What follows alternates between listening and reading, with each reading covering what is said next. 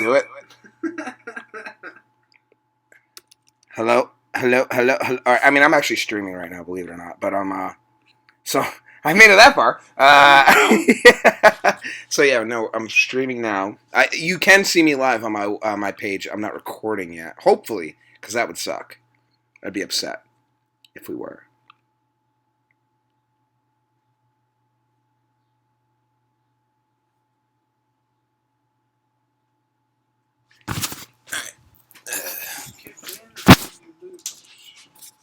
I mean, I guess I can put it right here. Kind of zoom down. And if I am recording right now, sorry for everybody. I should have had this ready before, but we got the drinking, we got the talking.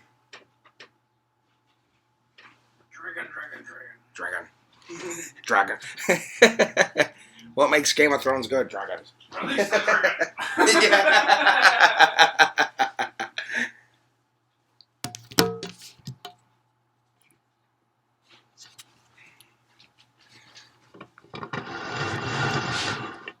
Trying to get this new location. Trying to get this set. You tell me when you're ready, sweetheart. I mean, like I said, I'm streaming right now, probably on my page. That would suck. Yeah. Fuck, man. You know, I almost want to move out here. You do what you want to do, man. I'll bring it to you then, I guess, right? I was just getting a drink. I was going to come to you. Oh, I mean, we don't have to stand. Whatever you want to do, sweetheart. I'm with you. Yeah, no, let's sit down. Nobody wants to stand for an hour. In case we go an hour. You probably will. Yes, most likely. I mean, I might just hit the record right now and go at it. Fuck it. I mean, we'll move. I'll still have to move it in there and. Well, understandable.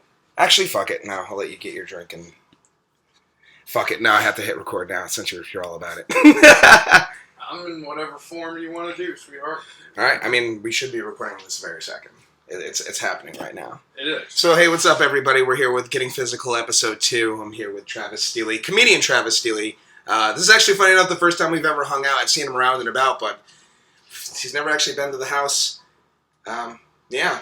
Yeah. It's nice. I like it. I like the house. It's nice. Thank you.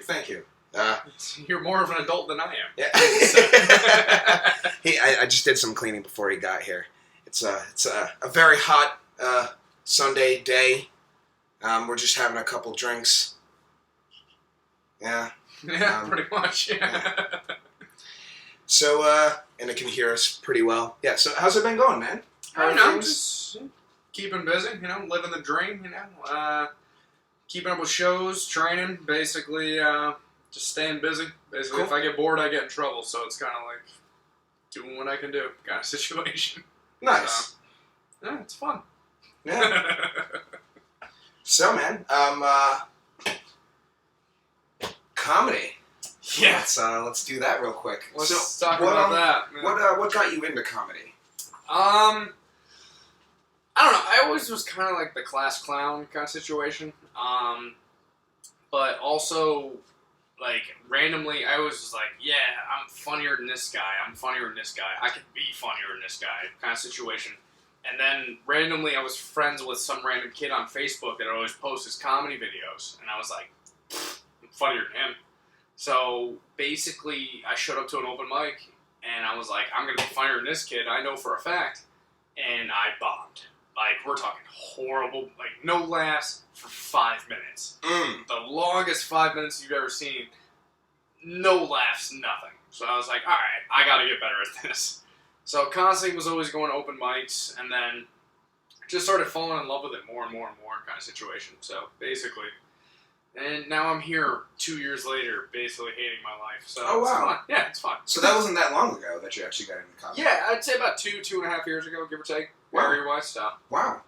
Now, had you wanted to do comedy before you actually did it? I mean, Before, yes, but it was like one of those, like, it was like that random dream that you're just like, yeah, I always wanted to do that. Like, I always wanted to go into space, or I always wanted to, be a lion tamer, or something stupid like that. And then, randomly, the opportunity presented itself, so I was like, let's fucking do it. Kind of situation like that, so. Cool. Yeah, it's fun. Did anything make you jump into it? Or did you push yourself? In the beginning, I didn't push myself. In the beginning, I was just like, oh, this is kind of cool. It's kind of funny. But now, at this point, I'm just like, I'm pushing myself more now. Sure. Because it's like, all right, I can make money. I can be funny. People will like me. Girls want to sleep with me. You know, Sure. Stuff like yeah, that. Absolutely. Fun stuff like that, you know. Basically, being the popular kid in high school travels throughout your whole life. At this point, I am the popular kid in high school. And I got to keep that status.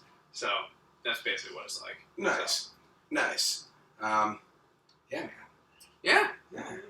Killed a lot of vodka right now. I'm not gonna lie. I've killed a lot of vodka right now, so this is gonna be fun. We've been drinking, so I mean, if this seems a little unnatural, a little bit. So if this seems any bit of unnatural, it's gonna be how it is. Honestly, I'm drunk.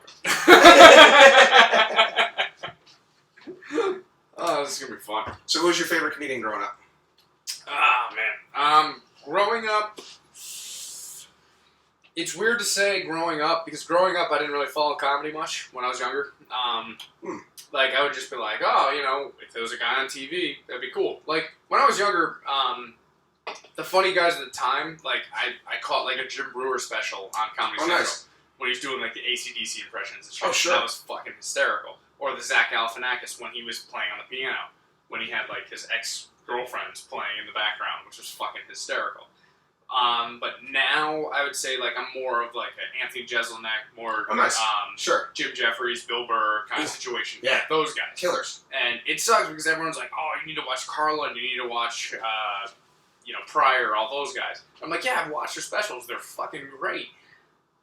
But I'm more of the newer age kind of situation. So it's like I respect the history, but I'm more of the newer age, if that makes sense. Yeah, absolutely, of course. So. I mean, but you've seen like your fair dose of the history, I've seen, you've covered it anyway. Yeah. Like, sadly, I've seen Jeff Dunham. Yeah. Ugh.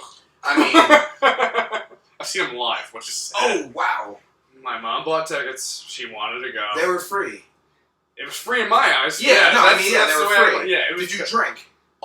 Oh, nice. Yeah, I mean, you can't actually do that sober, can you? There's no point in actually doing that. No, I've seen him pretty hammered, and I was like, he's okay. Cool. I mean, good. Yeah, I've never, I can't even, Yeah, it's not good. Yeah. I mean, I've seen, like, I remember when he hit the scene, and he had, like, his first special, and he was introducing, like, the first series of characters that he had. Yeah.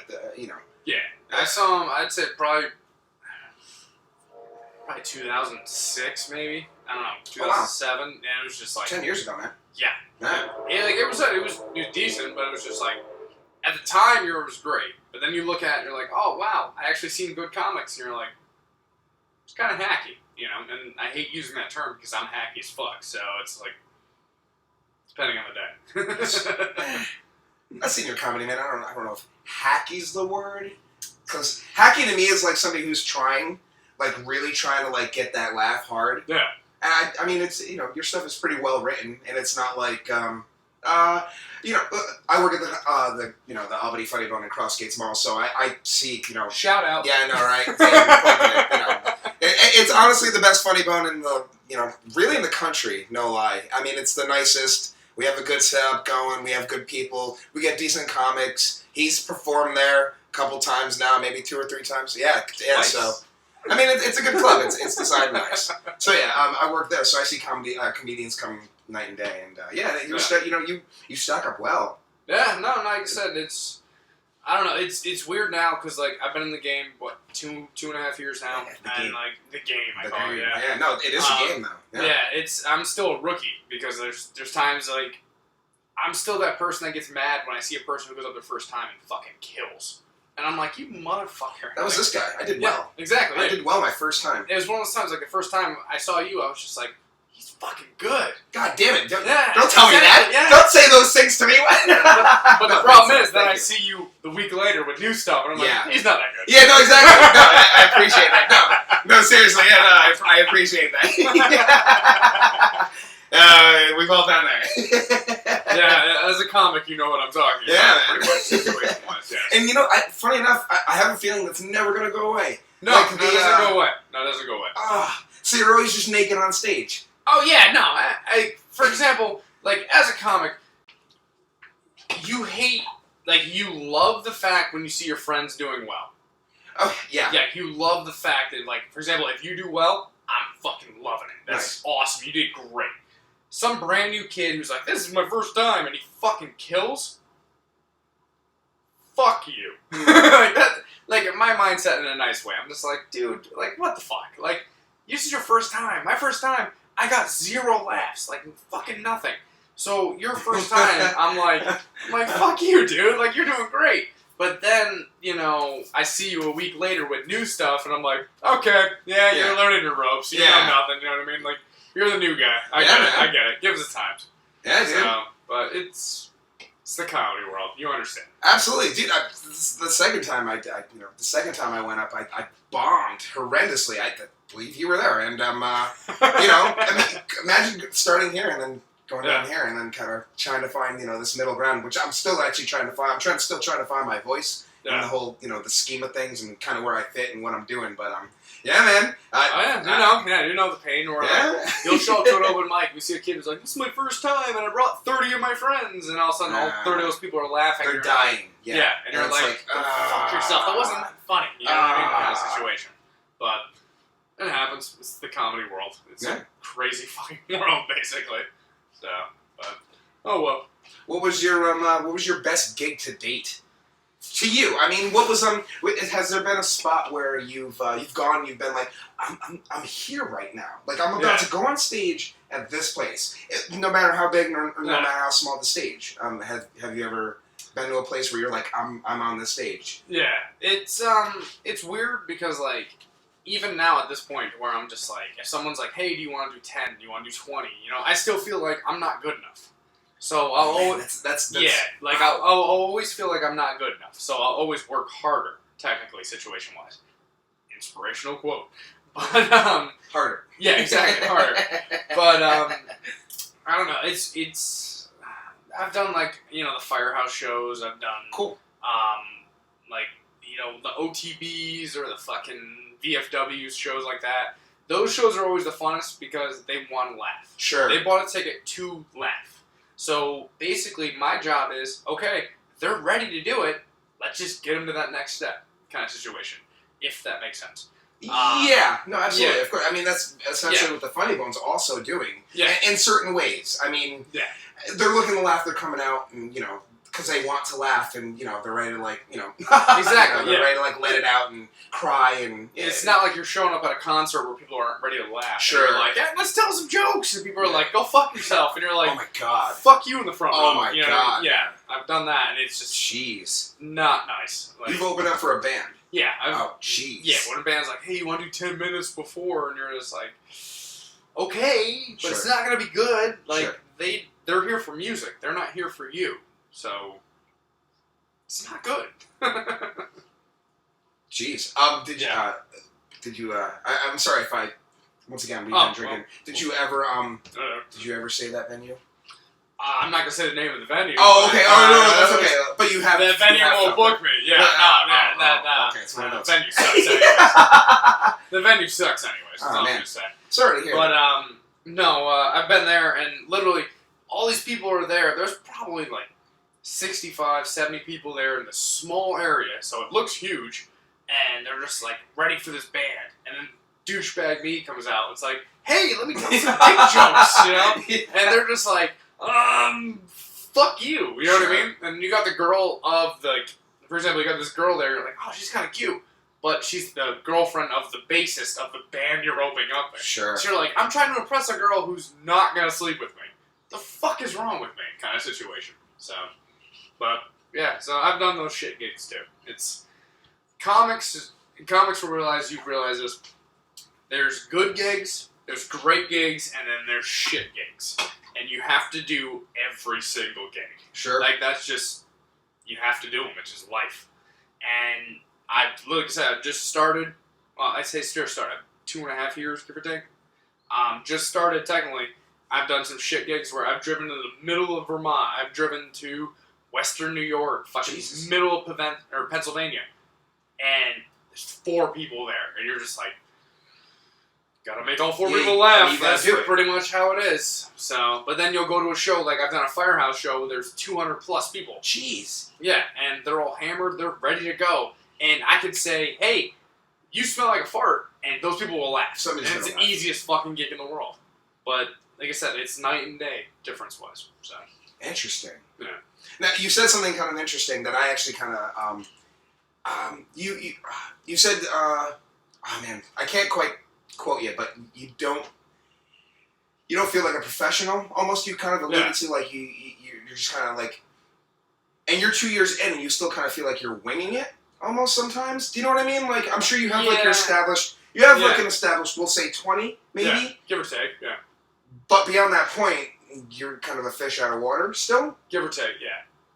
So you still feel weird when people are like, you said this, like, so like when you're great and you're like, I'm not great, like. Exactly, yeah. When someone comes up to me and says, you did a great job, my mindset is set to where it's like, do you really know what great is? Because I didn't reach that level. Sure. Like, I'll always assume, like, let's say, for example, I'm slotted for 5 to 10 minutes, and I kill for the whole entire time.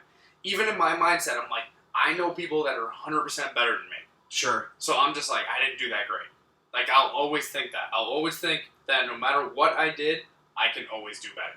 Now, let me ask you a question. Is that something that most comics go through? Is that like a normal thing? Because I feel the same way. Yeah. You can tell me, like, and you can almost tell me, I made your day, and I'll be like, but I'm an asshole who made you. Exactly, yeah. Well, that's the way I look at it. Like, most comics should feel that way. Like, it should be, for example, if you're still young in the game, like, you feel like, if you feel like you can't get better, then get the fuck out. Like, basically, this field is not for you, no matter what you're doing. If I feel like, okay, I did 30% of 100%, but yet you still laughed, I still feel like I can give you 50, 60%. Oh, nice. I gave you my best joke and you laughed at it, that's great, but my best joke doesn't mount up to, let's say, the next level of comedians that are great. So it depends on the level, basically. It's a weird saying, like, for example, I can kill at a club, but then yet I'll be the guy who pays X amount of money to be front row for this other comedian because he was fucking great. Absolutely. No, I see what you're saying. And I'm like, wow, that comedian's great. I could never think of something that good. You know? I do. Oh yeah. I mean, so it's a weird level. It's a weird level to be at because, like, I've heard other comedians that are at that level that are selling out, theaters, selling out arenas. Sure. That are like, well, I'm good, but there's this next level. Yeah, there's this whole other. Exactly. Yeah. Unless you're fucking Jerry Seinfeld, basically, you're always working to get to that next level kind of situation. I'm not a big fan. Jerry Seinfeld, honestly, he doesn't do it for me. I hear you know what I mean, though. Like, sure. I mean, like, name. Absolutely. Like your Jay Leno's, even believe it or not, he's still kind of a name that exactly. He'll only do, I think, like private gigs or something like that. He'll only he'll do that or Vegas. Sure, yeah, but I mean, only like big money. Like, he don't ever record his act. He doesn't like. It's kind of like when Kevin James comes around. I'm like, you know what I mean? Like, but it's the name. Yeah. You know what I mean? Like, you are the name. You're Kevin James. You're fucking selling out. You're doing great. I saw Tosh when he came around. Oh man, I'm so jealous of you. Like, like some comics are like, oh, it's hacky. They're the douchebag kids. But the thing is, I was like, I like him. Like, dude, Tosh is great. What are we talking, dude? No, he's great, dude. He's hilarious. One of his first lines when he came out was like, literally, like, I'm a shit comic, but fuck you guys. And people loved it. Like, I would love to get to that level where I can come out and say, go fuck yourself, and people will laugh, and I'll be like, I made it. Until then, I haven't made shit. Damn. Tosh was good. You loved it. It was decent. Yeah, it was decent. Yeah. He was. I've seen better. You know what I mean? But he was decent. Like, obviously, I would rank Jeselnik, Jeffries, and Burr. Like, I saw all them live in the past year and a half, 2 years, and they blew him out of the water. That situation. But I would say, yeah, easily. Like, I'd rank him in the top 10 of comics that I've seen. But I would say, like I said, Burr, his last time when he came around, I felt bad because his special that he recorded. Yeah, you know exactly where I'm going. It's the same? Yep, his special that he recorded. But the thing is, though, it was different because in Albany, when I saw him, he had more enthusiasm. Okay. He actually wanted to tell those jokes. And he was fucking around with the crowd. He was having fun. It looked like he actually enjoyed it. You look at his DVD special or whatever it's on Netflix, you could tell he just went through the motions. I believe I saw it. Was it the one with the ape? Yes. And exactly. the gun? Yeah. Yep. And the one with the where he's fucking focusing on bombing cruise ships or some shit like that. Yeah. Like that one was fucking. When I saw it live, great. He recorded it probably like 3 months later. Imagine doing the same jokes, which I'm still doing. 3 months later, and just not feeling it. But also the crowd itself just wasn't into it at all. Sure, I know. Yeah, the crowd was just not into it. So it was like everyone's like bragging on his last special, but I'm like, I actually wasn't a fan. Yeah, no, me too. Yeah. I was up. I mean, there were a couple up moments. Don't mean to cut you off. No, you're good. There were a couple up moments, but funny enough, I'm a sap. That bit about the gorilla brought me to tears before you came to the end. And I know I'm watching a special, but I'm totally into the story. And then he's like, I don't have an end to it, because he had like an end that probably didn't work out. So exactly, because he really hit a nerve on that. Which I love that bit too because he hit a nerve. It's like, oh my god, I'm really upset now because I'm in tears. I'm in tears right now. Please don't kill this gorilla or I can't even quite remember how it went. I'm pretty sure whatever. I'm not gonna even if I could, I'm not gonna give it away. But watch Bill Burr's special. That's all I'm saying. And once again, just a reminder, it is on a hot day. I will be doing this. I'm a black man. Sweating a lot. You can't see it. I look fat in this video. Growing up, I do too, man. But it's what is I got tits right here. It's like, don't. I look like I'm rocking a good A cup right now on my Elvis shirt. Dude, I didn't think I should have wore black. I didn't know. Black doesn't help. Look how thick I feel like I look thicker than you on the thing. Dude, black is slimming compared to white. White is I'm a fat guy, but I'm still pretty fucking fat. And then, you got you, which, you look like you're fucking jacked. I know, right? And then you got me, it's that's the blackness, though. It's the way the light... Well, yeah, that's the one advantage of being black. Yeah, you look jacked. The way the light... I love black people. Yes.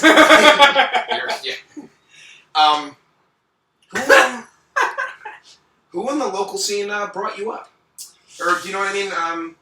Who's your mentor I'd say the only person. Rich Williams obviously helped. Oh, Rich Williams, nice dude. Yep. Yeah. He was doing this thing where he would make me send him 10 one-liners a day, which was great because it was even if they weren't good, I had to come up with 10 one-liners a day. Which to this day I'm still, doing it. Still just being all right, I got 10 one-liners. Let's fucking do it. Oh, you still do that? Still do it. Nice, I don't send them to him. Sorry, Rich. But still coming up with them. They're not that great some days. For example, Monday, they're shit. Tuesday, they're they're okay. Wednesday, they're that's not bad. Thursday, they're that's really good. Friday, you're hey, really think about that? You know what I mean? Kind of situation-wise. But I would say Rich brought me up. There's a couple other locals that I'd always look up to, kind of situation-wise. They're fucking hysterical. Will Hughes is fucking hysterical. There's a couple other guys, I'm not going to drop names, but they're fucking great. Hilarious. They know who they are, so they're funny. It depends on the day, but there's a couple guys that, if I had a one-liner that I'm not sure about, I'd probably go to Rich, or I'd probably go to a couple other people that are just hey, is this funny? What can I do better? Stuff like that. So, like I said, I'm still new to the game. The problem is, for example, you look at football. After your rookie year, they expect you to be an all-pro. Comedy, there's guys that are 8-9 years in that still aren't funny. Oh my god, yeah. I mean, we know. Yeah, exactly. Yeah, there's a few. That. Yeah, they've been 8-9 years in that are still just they haven't hit it yet. And then you get the guys that are 1 to 2 years in that are fucking killing. And they're just I wish I fucking had that. I wish I had that moment. And the thing is, you can't compare it to other things. Comedy is one of those things that there's some guys that make it within the first 4 to 5 years. There's some guys that make it 5 to 10. There's some guys that make it 10 to 15. Some guys that don't make it to their fucking 50s. Sure. Yep. So it depends on the fucking day. But the one-liners, it's weird. It's the one-line. Like I said, the one-liners are weird. The stories are weird. It depends on the fucking day kind of situation. And then you have stories about your life that you're trying to figure out. And you're wow, that's actually really funny. Sure. the airline story that I'm not allowed on American Airlines because I'm a fucking idiot. Vegas story. Once again, I was drunk and wanted to get laid.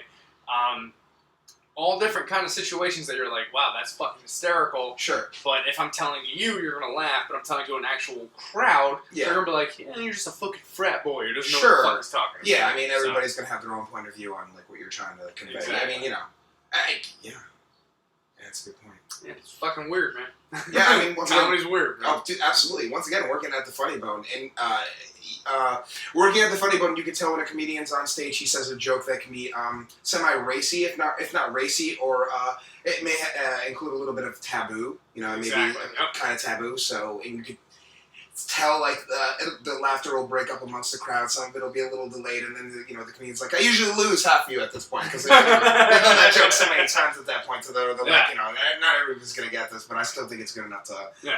Well, they do that. I'm gonna lose half of you because I need to bring all of you back in. Oh, I mean, that is a good point exactly. too. I mean, it's saying that exactly. Even the people who are that's a good point. I actually never thought about that. Yeah, it's like I'm gonna lose half of you with that last joke. That gets all of the people like, oh yeah, you did kind of fucking lose me, but I'm back in now. For the next joke, and then kill with the next joke. Exactly. And reignite the flame.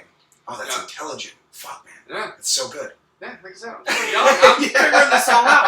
I'm like that kid that's interested in the actual aspect of it, but I'm still figuring out every fucking angle. You know what I mean? Trying to go from there. So, it depends on the day, situation. Damn. So. Now, I mean, I'm drunk. I'm drinking. Well, I'm feeling. Cheers, man. Yeah. Cheers. That's the first cheers we did today. Yeah, exactly. We've killed a good chunk of that vodka bottle. Well, correction. I've killed a good chunk of that vodka bottle. He drinks beer. I do drink beer, but I drink like 8% beer. This is 8.5, just to throw that out there. So it's like, each gulp I take is a sip. Let's be real. 0.5. That 0.5. Excuse me, I drink this with my pinky up. I drink this with my pinky up.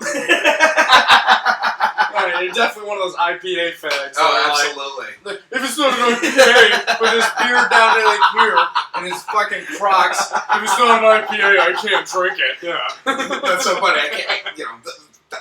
Over the summer, or over the school year or semester, I was working with a dude or a couple guys who brew beer out of their house. One of them actually works in a brewery and had beer down here. Of course, yeah. And the other one had a beer coming up, but he eventually trimmed it up because he's trying to get laid. So, of course, we all do the crazy things to get laid. He had a pretty cute face underneath, so he was like, he had to dig it out. Yeah. He actually looked a little bit like Luke Rockhold, no lie. who was supposed to be good looking to the ladies. I mean, he banged, not Gomez, but Ariana Grande, right? Yeah. Maybe still. I mean, probably. I mean, he got it for at least a week or two. I feel like he's at the point now where he's gotten enough to where he stopped, to where because of the whole London thing, he doesn't. Oh my God, that's right. He doesn't have to show up. He's like, I've gotten enough. I've got stuff to do. Sure, yeah. But Luke, I mean, you said you were gonna fly out on Sunday. He's like, listen, I'm training right now. I got training, baby. I'm trying to title fight you haven't heard about. It's coming up, something like that. Fucking asshole. It's like, yeah, you can get mad, but you sound like a bitch if you do. So it's like, Dude, isn't that a terrible switch off to fame? Even though you're still this famous, you're still Ariana Grande. Ariana Grande, yeah, with her fucking hair down to her ass. I'm actually not too familiar with. I gotta be honest. I haven't seen her all that much. She was on the commercials for something cell phone where it's like, if you drop this coverage, you'll get this coverage, and all of a sudden she's out of the car kind of situation. It's fucking weird, but anyways. I mean, I've seen her. I think she kind of looks. She has like a Penelope Cruz kind of thing going on. The really dark hair, almost like the olive kind of skin. I would still bang Penelope. Not gonna lie. Oh yeah, no, yeah. Honestly, Penelope won. Yeah, good Lord. I mean, I hope you would continue to actually think about it. I hope you wouldn't stop. After that's my goal. With a famous chick, what you do is you get them knocked up, and then they're gonna have to see you again, depending on the situation. I mean, either the kids are going to show up or you're going to hang out with her. Until somebody gets blown up outside of her fucking, her concert. Yeah. Well, Penelope Cruz is a big concert, so we'll be fine. Oh yeah, imagine, that's got to be a bad trade-off to, you're still famous, and you still have guys. Yeah. And you still have guys that don't want to, like, see you. Yeah, You know exactly. what I mean? Like, you're like, what? It's like, no matter what. Does he know who I am? Yeah. Well, that's the thing. Like, there's a saying I heard back in the day. It was like, no matter how hot they are, you can always find someone who's tired of fucking them. Sure. So it's like, if it's guy or girl, no matter what it is. For example, you get this rich fucking billionaire, but then you have this rich billionaire S. Is that you know, a chick? Yeah, billionaire S. Yeah. Whatever. We're creating a word. So I'm not going to be derogatory towards women, so I will agree with you. We'll say a rich woman billionaire who's then fucking this male billionaire, but she technically has more money than him, so she's tired of fucking him. So now she's got more money than him. Yeah, exactly. But they're both billionaires. Yeah, they're both billionaires. Oh, but she has more money. She's gonna kick him to the curb. She's gonna kick him to the curb. curb. Yeah! Oh my exactly. God, yeah. So you see this guy billionaire. Like I said, there's someone tired of fucking him. You got the girl who's fucking tired of fucking him. So no matter what level you go to, you can see a gorgeous girl, and the guy she's with, chances are he's thought about it 1,000 times. Like, I'm better off single. Sure. Or fuck her. You know, sure. 1,000,000 times.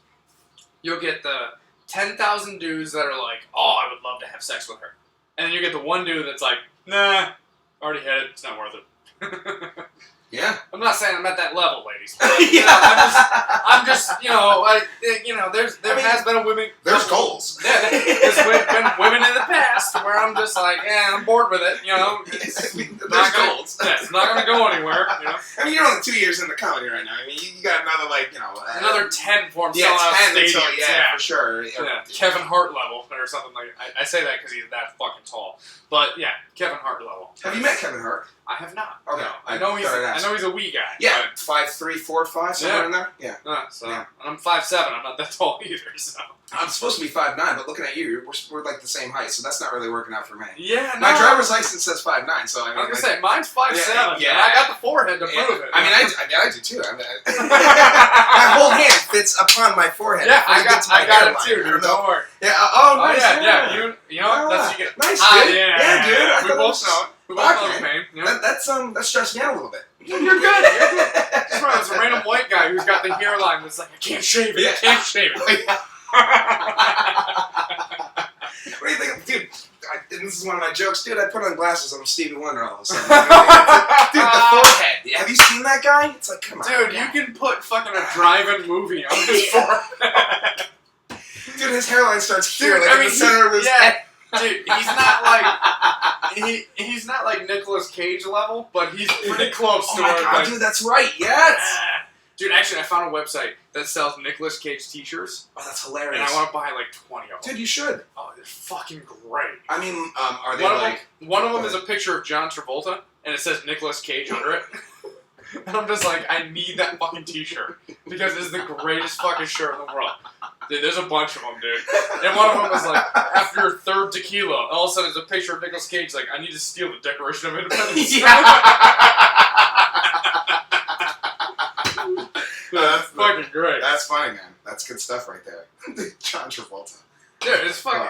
They were in a movie together, I forget. Yeah, they were in a movie together. And Howie Long was in that movie, from what I remember. Was he? I don't know, fuck it. It was the 90s. Fuck the 90s. Howie Long? I think so.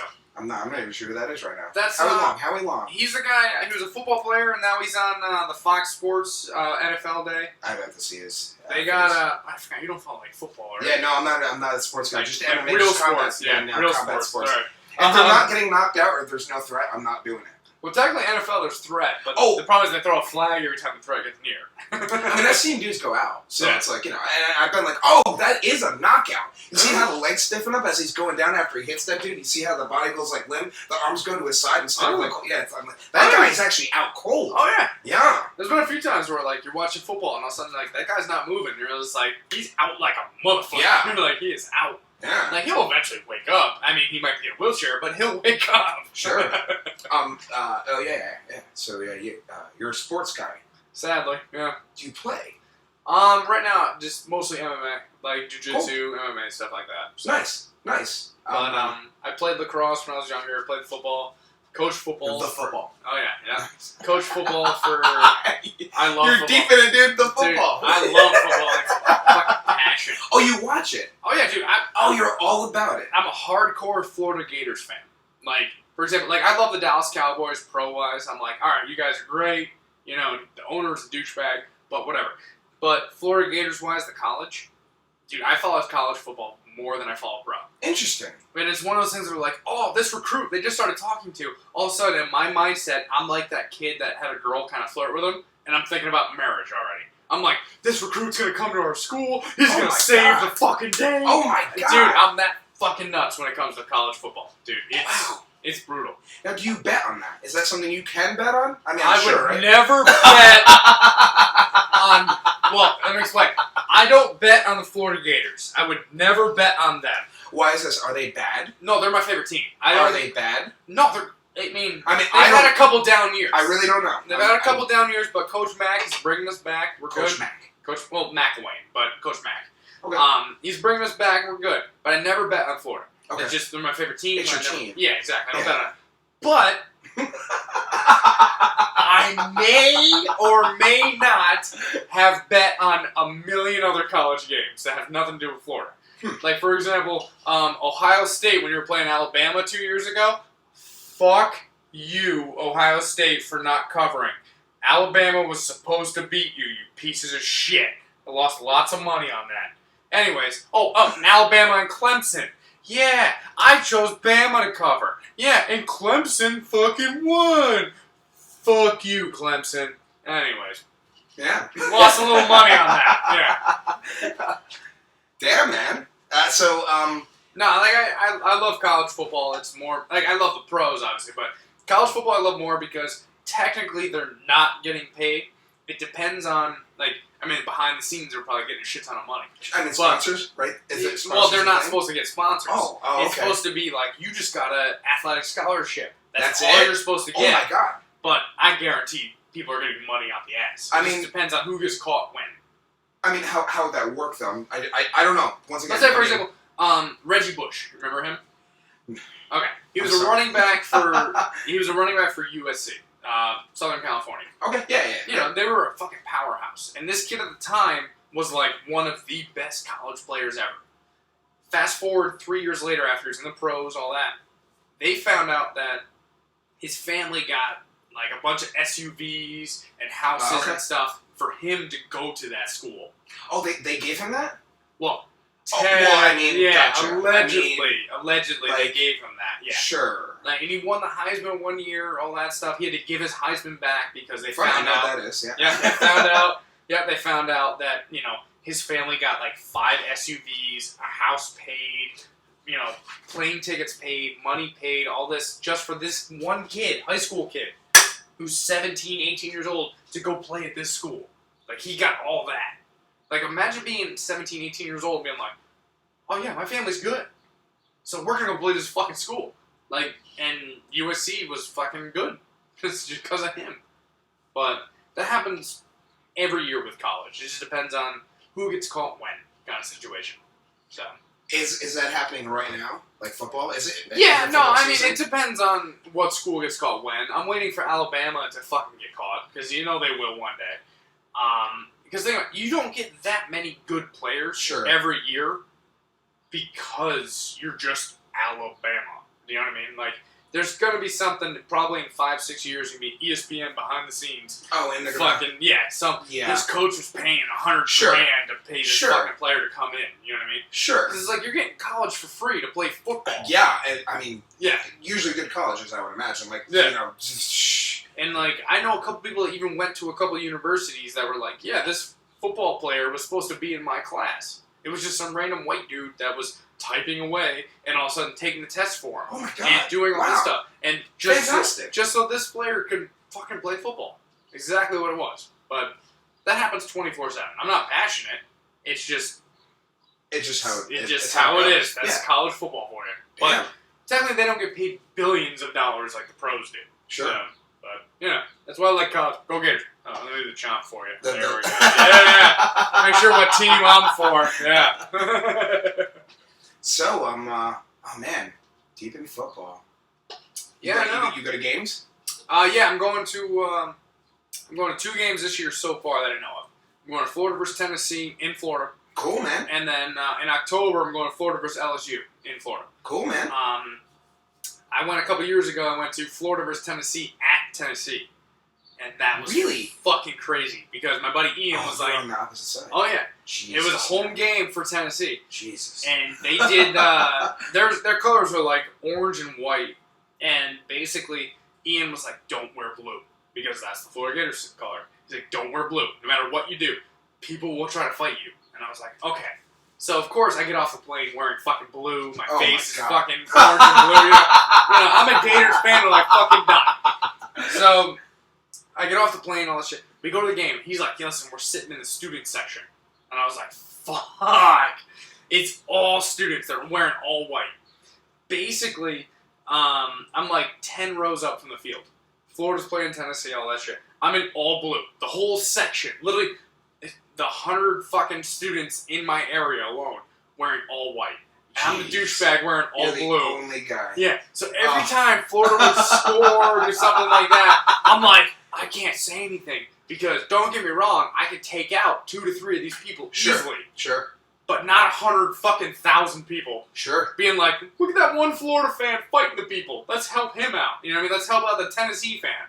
Because it's like, they would look, okay, there's one kid in blue, there's one kid in orange for Tennessee. I'm a Tennessee fan, I'm going with Tennessee side. Sure. Now, 100,000 versus 1? Not good. Can't fucking do that. I'm not the movie 300. I can't fucking do that. Yeah, I had no friends in that situation. You're not a guy. Oh yeah, no. I got swung at a couple times. Oh my god, dude. I got shit thrown at me. I got punched in the nuts a couple times. Dude, come on, really? Dude, it's fucking brutal. What? And the whole time I had to take it because I'm like, fuck. Like I could easily kill this one kid, even his friend.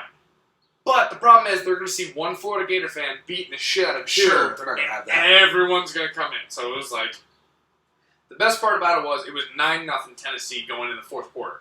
Florida won 10-9. Wow. Oh yeah, we came back and fucking beat them. What? And I was just like, at the end of the game, I'm just smiling like that kid who just got laid. I'm just like, yeah, like this is fucking great, you know what I mean? And this one kid who was like, finally, I was like, fuck it. This one kid's like, you're a Florida faggot, all this stuff. And I was just like, you know what? Fuck it. I took it from the Geico commercials. Like, you almost had it. You gotta be quicker than that. Yeah. And I literally said it to him. This kid tries coming up the fucking stands, right? He falls down, smashes his face in the stand. I'm dying laughing at this point. My buddy Ian's like, dude, we gotta get out of here. Oh, he was with you? Oh, yeah. You had one person with you? But he's a Tennessee fan. Oh. So it was like, he's my friend, gotcha. but, you know what I mean? Yep. And he was like, dude, we gotta get out of here. My friends will fucking kill you. And I'm like, let's go. The problem was this stadium holds like 110,000 people. One exit. Oh. So here's the whole stadium, one exit. So you got douchebag me in all blue fucking walking out. The whole stadium's pissed off because they just lost. And I'm just like, walking around. I'm like, this is great. You know? Like, I'm like that kid that's walking around who knows what he's getting for Christmas, and he got exactly what he wanted. Like you're having, and I'm just like, your day. I'm just like, yeah. You're sitting in enemy's territory. Yeah, exactly. Yeah. And I'm like, shut the fuck up. Like, because you could easily piss off at least 100 people standing around you in a second. So you're just like, just be quiet. Just be quiet. Wait till we get in the open where you can run away. And problem was, the way stadium goes out is everyone goes out the same way. So we're all walking. Like I said, there's like a couple thousand people there. And finally, I was just like, you know what? Fuck this. I don't mind dying. Go get it! I was just fucking screaming it. You know what I mean? Oh yeah, dude, it was brutal at that point. Because, like, from the first to the third quarter, every single person was screaming at me. You know, oh, Tennessee's gonna win! Sure. And finally, I was like, I don't give a fuck at this point. So, basically, yeah, that was a awkward day for me. But I'm going down to, finally, home game of Florida. So, I could be all blue and be a douchebag this whole time and not give a shit. So... Now, on your it might be your Facebook page. There's a picture of you, dude, and you're like, I think you're like this. Oh no! What is that? What is that, dude? Because I look at that picture and I'm dying. Yeah. How did anybody capture that picture, dude? That you look like you're in motion. Perfect picture because in fact there was no editing to that photo at all. Are you serious? None. Dude, you're like in motion. I will swear on my life, there was zero editing to that photo. What happened? It was me, my buddy Tim. Andy, and Ryan, a.k.a. Chaz, DPA, and IPA. That's their nicknames. It is what it is. Exactly. Yep. So we go down to this wrestling thing. I think we're like in Newburgh or fucking Poughkeepsie or some shithole. Love New York. Anyways. Poughkeepsie's alright, sometimes. I mean, I don't hang, but I'd come through. I'd come through. I will do a gig at some point in Poughkeepsie, I'm sure. Yeah. Anyways, so we go. We're down some wrestling event, and it was just because we all wanted to meet Ric Flair. Because what happened was, all four of us, me and my buddies, we called ourselves the Four Horsemen. Because just we're all old school wrestling fans. We're all fun with that. Oh, dude, this is a whole nother. Keep Yeah. going. Yeah. We're old school wrestling fans. We're spilling here. Ric Flair was there, so we all met him. It was great. We're having fun. Now at this point, I'm fucking hammered when the show starts. Because how do you watch wrestling sober? I can't. Let me ask a quick question. What organization was putting on this show? It was, I don't mean that. I mean, if you no, can't that's remember, fine. that's I okay. think it was like Northeast Wrestling or something like that. I'm not sure what that is. Yeah, it like, wasn't like a TV show, but more it was underground. Like, it's yeah, like an underground? yeah. Oh, it was like cool. independent scene. Oh, nice. Yeah, Well, okay, yeah. Sure. They had a lot of good guys there. Like for example, they had Samoa Joe. They had Alberto Del Rio. Jesus. They had, nice, dude. Yeah, they had Rey Mysterio Jr. there. Jeez. Ric Flair was there. The Young Bucks were there. Oh my God. They had a lot of good guys all in this event. So we get there. And we meet Ric Flair, we do all that stuff, we're sitting there, and I was like, I gotta take a piss. So I go to the bathroom, I come back, apparently there was a match going on, and they brought it into the stands. Oh, cool. So they're right in front of us, and I'm just like, well, I can't go back to my seat right now, because the security won't let me through. So I'm standing there, every time someone would hit someone, I'm just like, yeah! And this is you're saying this is athering into the stands. Into the stands. Like a hardcore match. Oh, yeah. Like a good old-fashioned hardcore match. Hardcore okay, cool. match, yep. Yeah, nice. Okay. Yeah, so I'm that drunk guy that's just like, yeah! yeah! And then finally, like, one of the guys starts walking away, and he walks right through me. And I was like, fuck this! I'm going with the crowd. So I go with him, right? And my buddy looks up, he's taking a picture, I'm just like, yeah! Like, right at the exact moment. So everything in the photo was blurry except me just going, yeah! No, I can see that. Yeah, exactly. You look like you're in motion. Oh, yeah. Everything else is in motion. Yeah. Because you got a guy, Rob Zombie or Ron Zombie or some stupid shit like that versus some other wrestler, and they're just fighting back and forth, and I'm that drunk asshole just fucking with them the whole time. Like, just, fuck you guys! Fuck you! We're here for wrestling, baby! You know what I mean? Like, that was a few more of these, and needless to say, like, it was a good time, but that was a great photo. Like, that was, like I said, I'm 100% honest, it was not edited at all. It was just one of those lucky shots, and you know what I mean? Like, everything around me was blurry. I wish we could put it up now, but yeah, I mean, go to this Facebook page. I mean, Travis Steele on Facebook. I mean, I don't know what else, how that works. Yeah, I don't really fucking know. I mean, It's on there somewhere. Right, it's around. Yeah, Travis Steele on Facebook. I have a few exes that stalk me, so I don't think my Facebook is it's fucking public. Yeah. I'll switch it to public. Don't worry, exes, you're good. I don't know if mine's public, actually. I mean, no, mine is actually private. Now that yeah, I'm not friends with yours, but yeah, no. Well, I think you are friends. No, you have to be friends. I just meant like I had to delete you, and then I gotta add you situation-wise. Yeah. I'm gonna grab a drink while we're. Oh yeah, absolutely, dude. Actually, I want to tell you about something that happened to me. I'm listening. I met up with a friend of mine. Since we were talking about the Facebook, I met up with a buddy of mine. He came through to the Funny Bone. You know, he was going to a show, and he made the mistake of talking to me afterwards. Like we were all still friends and stuff like that. And you know, he was, hey, you know, dude. Oh, so you know, I was like, you know, hey, I'll, you know.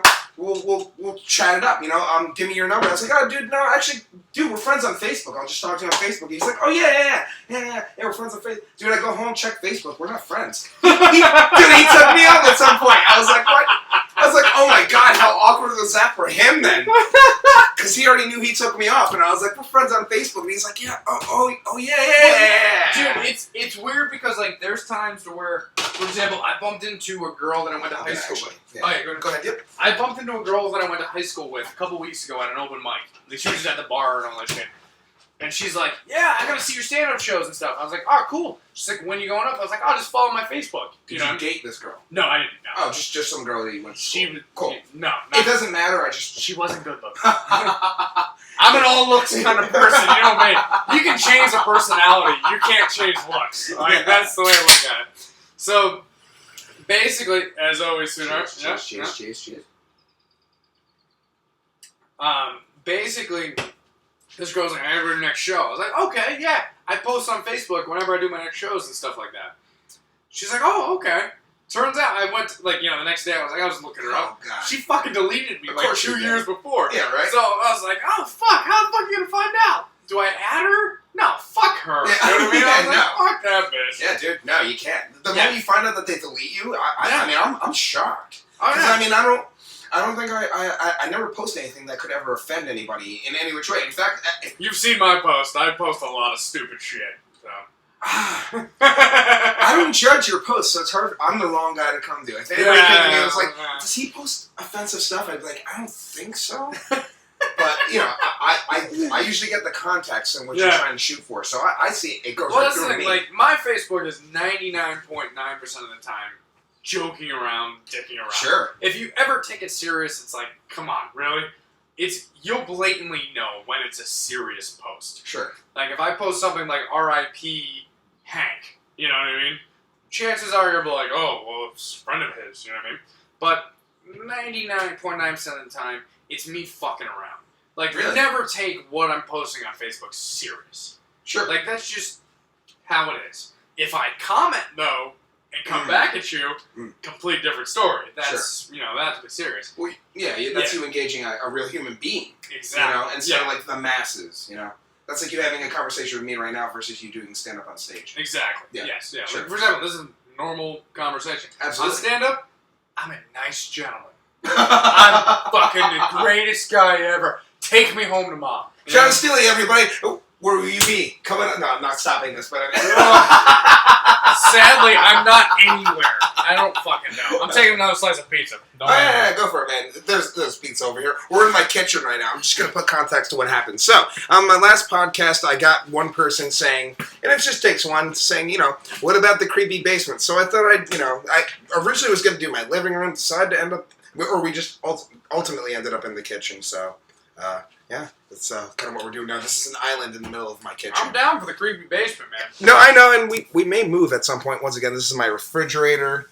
This is, the corner of my house. There's, there's the sink and such. I mean, we're literally in my kitchen right now. There's the bathroom right there, the entranceway. This is the oven, the stove. You can see it. There's pizza right there that he grabbed from.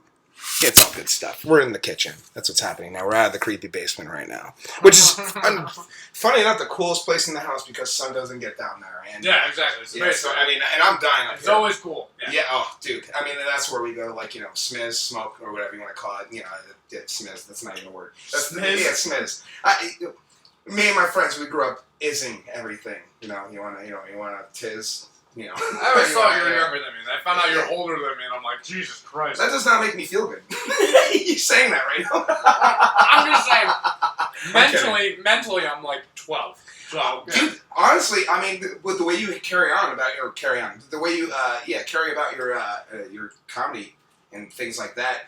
I mean, do you work for the state? Are you sadly, a state? Okay. Yeah, sadly, I'm a state worker. I mean, it's like you're doing everything that sounds necessary to get done, do what you got to get done. Well, like, sadly, I'm an adult during the day. Gotcha. I have to be. It's just one of those things, like, mentally I show up, but mentally I'm not there. Sure. You know what I mean? It's like, oh, I'm here, but my mindset is different every day. But I have to be an adult during the day, yes, I said. As much as that doesn't make sense, but it's just how it is, basically. Everyone has to be an adult sometime. Sure. You know what I mean? So. I'm reverse. I'm an adult most of the time at night. Exactly. And then the day, I drink. Like, there you go. And that's when I come up with, any of the crazy stuff I come up with. And, I'm reverse most people. Most people go nuts at night. And in the night, I like to sleep, But, exactly, yeah. I'm one of those, 11 o'clock at night, I need to go to sleep. Sure, man. But the thing is, though, I drink enough to where I'm passing out. Sure. Yeah. Sometimes I'll play a video game. You know, I play the UFC game. Sometimes I'll get caught up in that, and you know that'll drag me into like latest 2. But beyond that point, I'm falling asleep on the controller. So you know, I'm 30. You understand? I'm 30, sir. Exactly. Yeah, you're 30. You're not 17. Yeah, you're like, I can play till 6 in the morning, then go get Twinkies at 8. Yeah, no, I can't do that, sir. I get hangovers. I get hangovers badly. Oh, so badly. Well, that's the thing, like, as I've noticed with a comedian, everywhere you go, you can drink. Dude, Dude, I mean, it's fucking brutal. Oh yeah, you know, there's. Oh, you got a roommate or something? Yeah, my neighbor's upstairs. Yeah, yeah.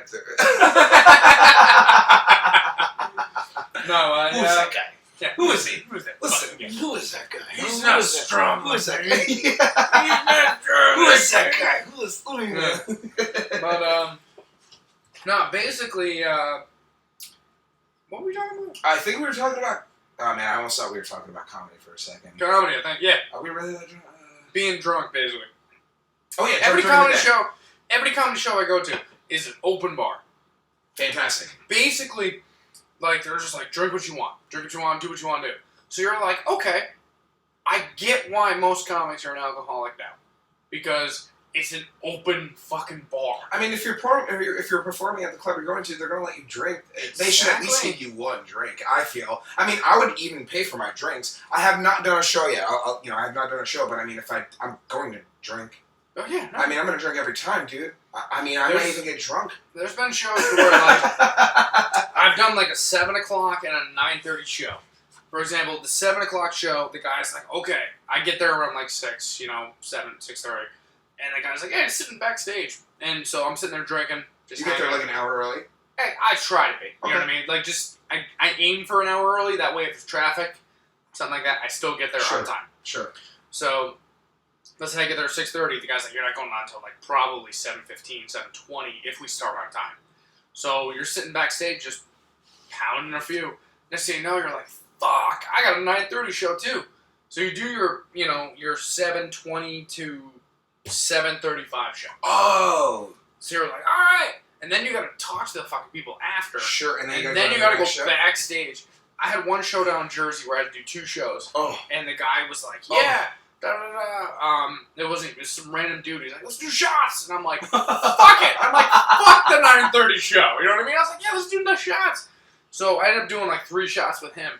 I go backstage, and the headliner was like, are you okay? And I'm like, I'm golden pony, boy. You know what I mean? Like, I'm good. And I ended up being way too fucked up. So I come out on stage, and I was just like, I did that whole, you grab the mic, and you're just like, you're like, let's talk about comedy!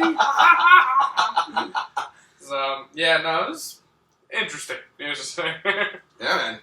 Yeah. And we spawned from the daydreaming. Yeah. But yeah, no, I am, yeah. Drinking is an understatement. It's a fun time. Turns out, as of now, me and my comedy career, I can't drink before I go on. I mean, I can have one, and that's about it. Yeah. I've tried to, bomb every time. Because I tell myself, let's go wild. Let's go wild. Hey, like, let's go. Yeah, let's see what happens. Everything I had planned, let's do the other thing we had planned. Yeah. Because I at least have 2 ideas, of where I want to go when I go up. But, and that's, like I said, me still trying to figure out where I fit and where I belong and what I'm doing. But well, yeah, you're still a couple months in, technically. Yeah. So technically, actually, yeah, funny enough. I've been doing it a year, but yeah, no, technically, a cumulative, like a month. Yeah. A month and a half. Yeah, a cumulative month and a half. I haven't found my swag. Yeah. I know there's a swag that you hit. Yeah, no, there's a swag, right, where you can, like, kind of feel comfortable, but you can groove, but you can kind of still maintain focus, right? I mean, like, because I feel like I touch up on it. Maybe it's in my head. Yeah. Well, the big thing is, like, you gotta figure out what you're comfortable with. Like, for example, like, I could easily kill, which, sadly, I figured out, I could kill 3 to 4 liquor drinks. Not even beers, like, straight liquor drinks. And still do my set and be like, oh, sure. We're good. You know what I mean? And then, now when it comes to beers, I'm like, I could kill 8 or 9 easily beers and just do my set. Okay. And there was one set, like, a couple months ago, I was fucked up on pain meds. Damn. And I was like, I probably should have took them, but I was so fucked up that I was like, good idea for taking them. Still did my set. Like, did 10 minutes of fucking killing. And I was just like, I go back and I see my buddy there, and he's like, yeah, you did great. And I'm like, how? Like, I'm like, I'm fucked up. Yeah. And he's like, no, you did great. And I'm like, okay. I'm like, that's not a good mindset, knowing that I can get fucked up and still do okay. No, I see that. Yeah. Oh well, that's the comedy world. No, you pointed out something interesting though, like because people probably get used to that. I mean, they can get like fucked up and still kind of do what they need to do, and that leaves room for going even further into the you get more fucked up next time. Exactly. It's a horrible rainbow that we all fall down. Or was it a brick road? No, what is it? Horrible something tunnel or no something in Kansas. I don't know. I don't know. Wormhole. There we go. A horrible wormhole that we could fall down. There we go. Where'd you grow up? I grew up in Schenectady for a little while, and then moved to Gildan. Okay. Like that. So basically, you go from predominantly all black to right, predominantly all upper white class. White class. Yeah, sure, man. So I got a lot of fights. Yeah, it was damn, just man. how it happened. And then basically was like, all right, well, fuck this school. And, I was the outcast for a little while. And then, made friends, did all that stuff. That's just how it's going to be. Sure. And then basically, did Gildan, and then that was it, pretty much. It was Schenectady, like I said, And then all Gildan. black. Yeah, and then Gildan, all upper white class. So you find literally the difference. Sure. Between this end of the line and Sure. that end of the line. And all of a sudden you're like, I'm going back and forth. This is fucking great. So. Did you graduate from Gildan? Yeah, graduated Gildan. Cool, yeah. man. 05. I'm an old man. Well, 04. Did you... Old Old man. This guy's 30, all right? You know what I mean? I'm not going to be 30 for another month, okay? Get that right. Sex already isn't as interesting as it once was. Sex is still interesting. No, I know. It can No. The way I look at it is, sex is still interesting. It just depends on who else is with you. Like, for example, certain people are just like, oh, this is great, but I'm kind of bored with it. Like, I've dealt with this situation. Sure. Someone just sent me a text message. Anyways, but you're just like, yeah, no, sex is great. But then, like, you get someone that's, like, young, and you're just like, oh. like, you're just figuring this out. Yeah, like, this is great. Yeah. Like, I can be that guy that can show you a whole new world. Dude, for me, that's that... I hate to be that guy, but I'm like, oh my god, you're right. No, she's right. No, listen to her. She's totally interesting. No, listen, guys, she's funny. No, you're really funny. She's a great girl, guys. Let me tell you about her. I hate to... You're not like anybody I've ever met before. I gotta... Yep. Sadly. Yeah.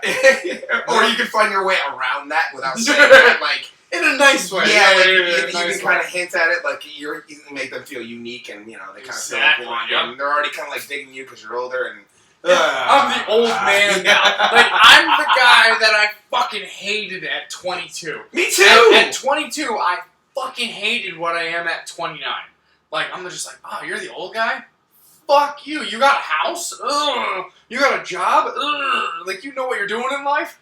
Fuck you. I'm 22. Oh, I mean, I haven't figured that out. No, neither have I.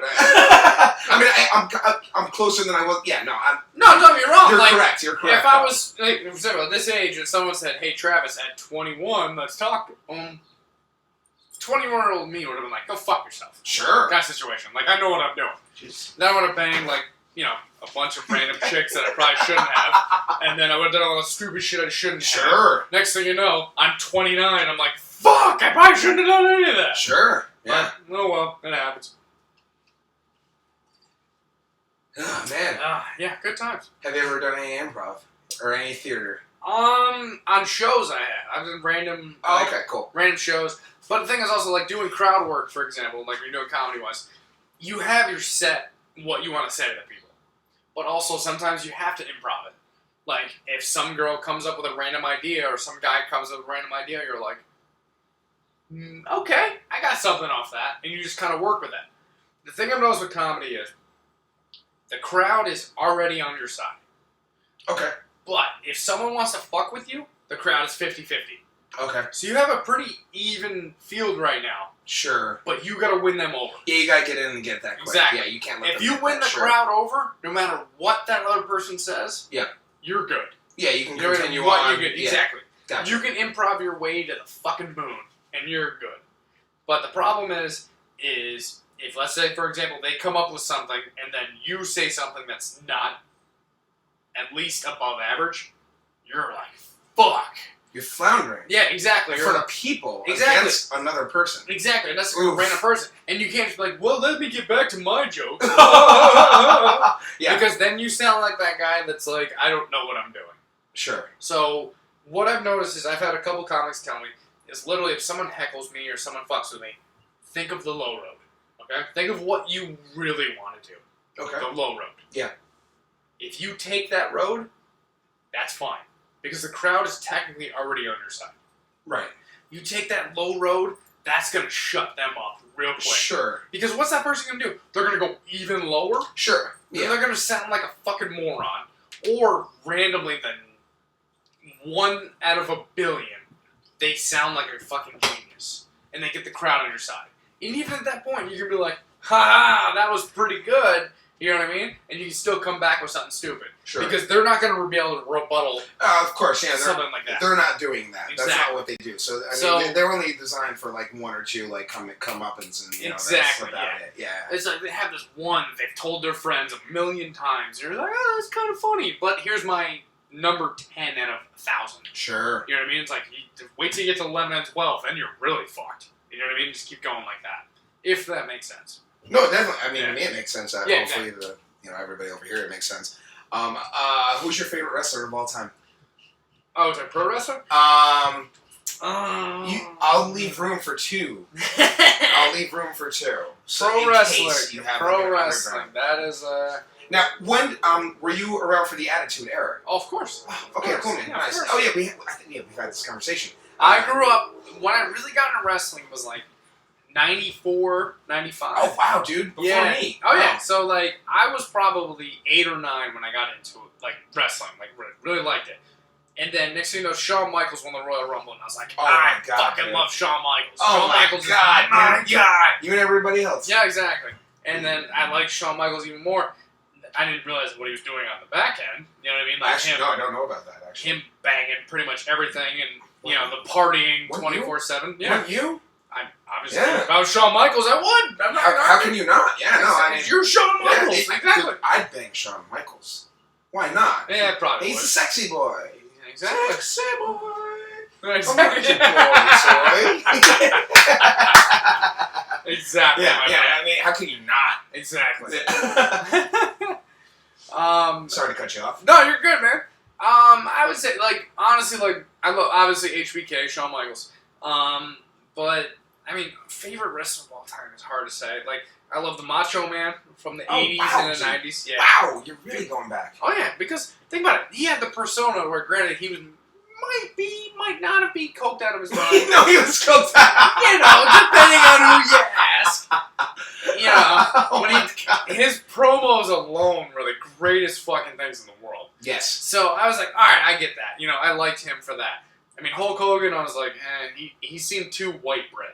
You know what I mean? Like, if that makes sense. Yeah, he seemed like too... Slightly rednecky, Yeah. right? Like, Yeah. like appealed to like, you know, He seemed, America! he seemed A little bit. too wholesome. Sure. You know what I mean? Well, he was designed for the everyday American, like kind of jump Exactly, yeah. Kind of like barbaric, but kind of clean cut. Exactly. He had the long hair for the, Yep. but ripped. Exactly. Tan. No. He was hammered. And Yep. yeah. No, but you know, I'd say during the 80s, I'd say Macho Man. 90s was HBK. okay. Really? 2000s? All 90s? What about the late 90s? Well, late 90s, different story. Sure, I mean, because that's a whole different HBK breed. gave out at like what 98 or something like that. He came back later on, but Yeah. I would say like late 90s would probably be, you know, obviously everyone loves Stone Cold. Oh you know, my stuff God. like it. Yeah, I mean, everyone loved fucking Stone Cold. oh my God, yeah. The Attitude Era was great because you had Stone Cold, you had DX, you had fucking the NWO, you had fucking I say Attitude Era WWF, but Attitude Era for WCW and WBF. Sure, I mean, yeah, they all kind of spilled over at Exactly, right around yeah. that time. That was a good time for me, dude. Yep. Let me tell you. That was a great time. I mean, The Rock was great. I mean, look at him now. It's good like, God. he's still, you know. Same guy. Yeah, same you know. guy. Fuck. You could see it coming. Yeah. I could see that all coming. Exactly. He was acting well back then. So, Exactly. I mean, I If don't someone see why- asks you, if someone says, "Hey, listen, do you want to do movies now?" and you don't beat up your body, Yeah. I'm gonna fucking take that. For like X million a movie. Exactly. Absolutely, I will. He was like the highest paid actor a couple years ago. Or What? something. I mean, I believe it. Yeah. He made like, I think it was like $20 million or some stupid Oh my shit like God, that per what? movie. I mean, sure. Yeah, no, I believe it. What? Oh. It's good for Fucking him. Rock for Good you, baby. Yeah, but, you know, he's huge. I Exactly. mean, you're not going to get The Rock everywhere. No. You're not going to get a guy who can do all that and still like be good to work with. I hear he's good to work with, so. Yeah, exactly. And he, like I said, he's got the WWE mindset to where he's just like, oh, you're a new guy. All right, let's go work with you. Kind of situation. So, but no, I like The Rock. I don't know. The late '90s, early 2000s was weird because it's like, I agree. like they were great times. Don't get me wrong. Wrestling was fucking great. Everybody, like, you were one of the cool kids if you watched wrestling Oh, in the late 2000 or early 2000s, late '90s. sure. And then, like, you think about it, you're like, wow, those kids watch wrestling. That's great. Like, I was a New Age Outlaws fan, fucking DX fan. Wrestling itself was great at the time. It's fantastic, man. It made the paper Exactly. every now and again. Yeah. Yep. And then, like, it got kind of cliche in the mid 2000s. Yep. Yep. That's when I dropped out for Yeah. like a good 5, 6, I 7 would say, years. yeah, I probably dropped out for a little while, and then I would say like CM Punk brought me back. Like he was he was fucking great. I watched him. Can I pause you right there, man? I actually got to do the old leakage thing. I'm actually going to leave this going if you want to talk to them. Yeah, I'll be right back. I'm going to pick up on CM Punk. Yeah, sorry, dude. I just got to... No, go, We've been at it, so... go take a piss. I feel bad because there's one slice of pizza left. Debating taking it, but it's also your slice. I'm not having that. So I should take the slice of pizza. Okay. It's my Elvis shirt. All right, hold on. Taking a slice of pizza here. God, man, I'm fat as fuck. Oh, hold on. There we go. So, like, what's going on? I'm kind of drunk, if you're going to tell by my face, but... And Mike's taking a piss. So, let's talk about my life. I am the greatest of all time. Yeah, fucking flex for you. I'm taking a slice of pizza, though. Aha! Here comes Mike. He's coming back. I'm enjoying good pizza. Good fucking pizza. Good pizza. Oh yeah. He had to spray like he just took a shit. No, if I fart, if I fart, I have the responsibility to evacuate any building that I am within. Understandable. Yeah, That's what happened too. I once took a piss and farted, and a kid came in the bathroom after me and went, he said, dude, you shitting here? And I was like, nah, I just farted. He was like, oh. He's like, I can't even take a piss. He walked out of the room. He has his piss. I was like, what? For a fart, dude? Jesus Christ. So, I mean, you know, I light it up. Anyway, CM Punk and pro wrestling, he brought you back into pro wrestling. Mm-hmm. Because, yeah. That's it. He was like the cliche kind of guy. Like, I don't know CM Punk. I gotta be honest. He's in MMA right now, but I actually don't know the man who was CM Punk as the wrestler. I was not there for that era. As a wrestler, like, he was the most, like, relatable kind of guy. Huh. Like, for example, he was the guy that you look at him, he's not jacked. For example. Mm-hmm. He's not, like, ripped or anything like that. But he would say his mindset-wise, like, he would say what's on his mind. He would say pretty much 100%. I think he's fairly ripped. Yeah, I mean, now. Yeah, because he had to do MMA. Oh, he wasn't back then? Like, he was a little thicker? He was and he wasn't. Depends on his original. Like, if you look at a picture of him from, like, 07, and you look at him, like, 2010. Yeah. A little different, but not too much. Always, like, straight edge? Oh, yeah, 100%. 100% Always. straight edge. Okay. Yeah, you could tell by his body he was straight edge. Okay. Because his body didn't change the whole time. Oh, so he was just natural. So it wasn't a natural build. Exactly. I see what you're saying. So it wasn't like he was ripped, like six-pack, like, oh my god, and then a year later he had fat on him. Like, he just got off the stuff. No. It was 100%, he was his Always himself. the same, pretty much. He looked pretty much the same the whole time. The only time he shaved his head, like, every now and then. But that was pretty much it. Because he had, like, the slit back thing and then he did the bald thing. Yep. Now, let me ask, so he had, like, he was saying what everybody else would have said, you said. So he's, like, relatable to the everyday guy. Exactly. Yep.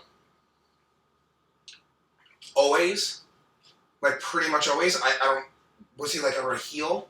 I mean, he came out as a heel. Okay. A lot of times. But it was weird because he was a relatable heel. So it was like...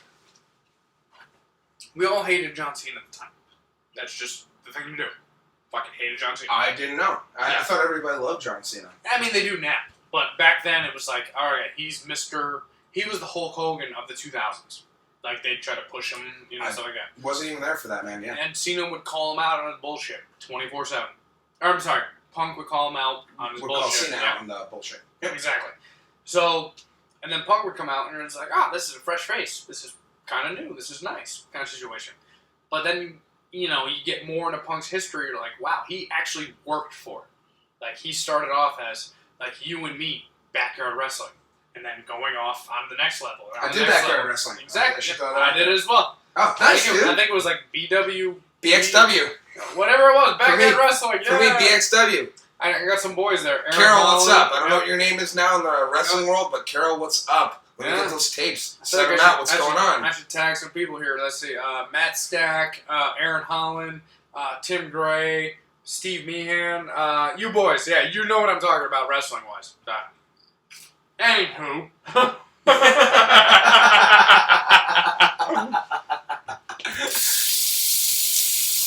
This is a bunch of fun, man. I gotta pause here, and I mean, I'm not pausing obviously, but this is fun, man. I'm having a good time. It's entertaining. I'm really glad we're doing this right now. I feel like I said, I ate all the pizza though. I feel bad. Oh no, don't feel bad, dude. I mean, I keep feeding you booze, you keep eating. I mean, I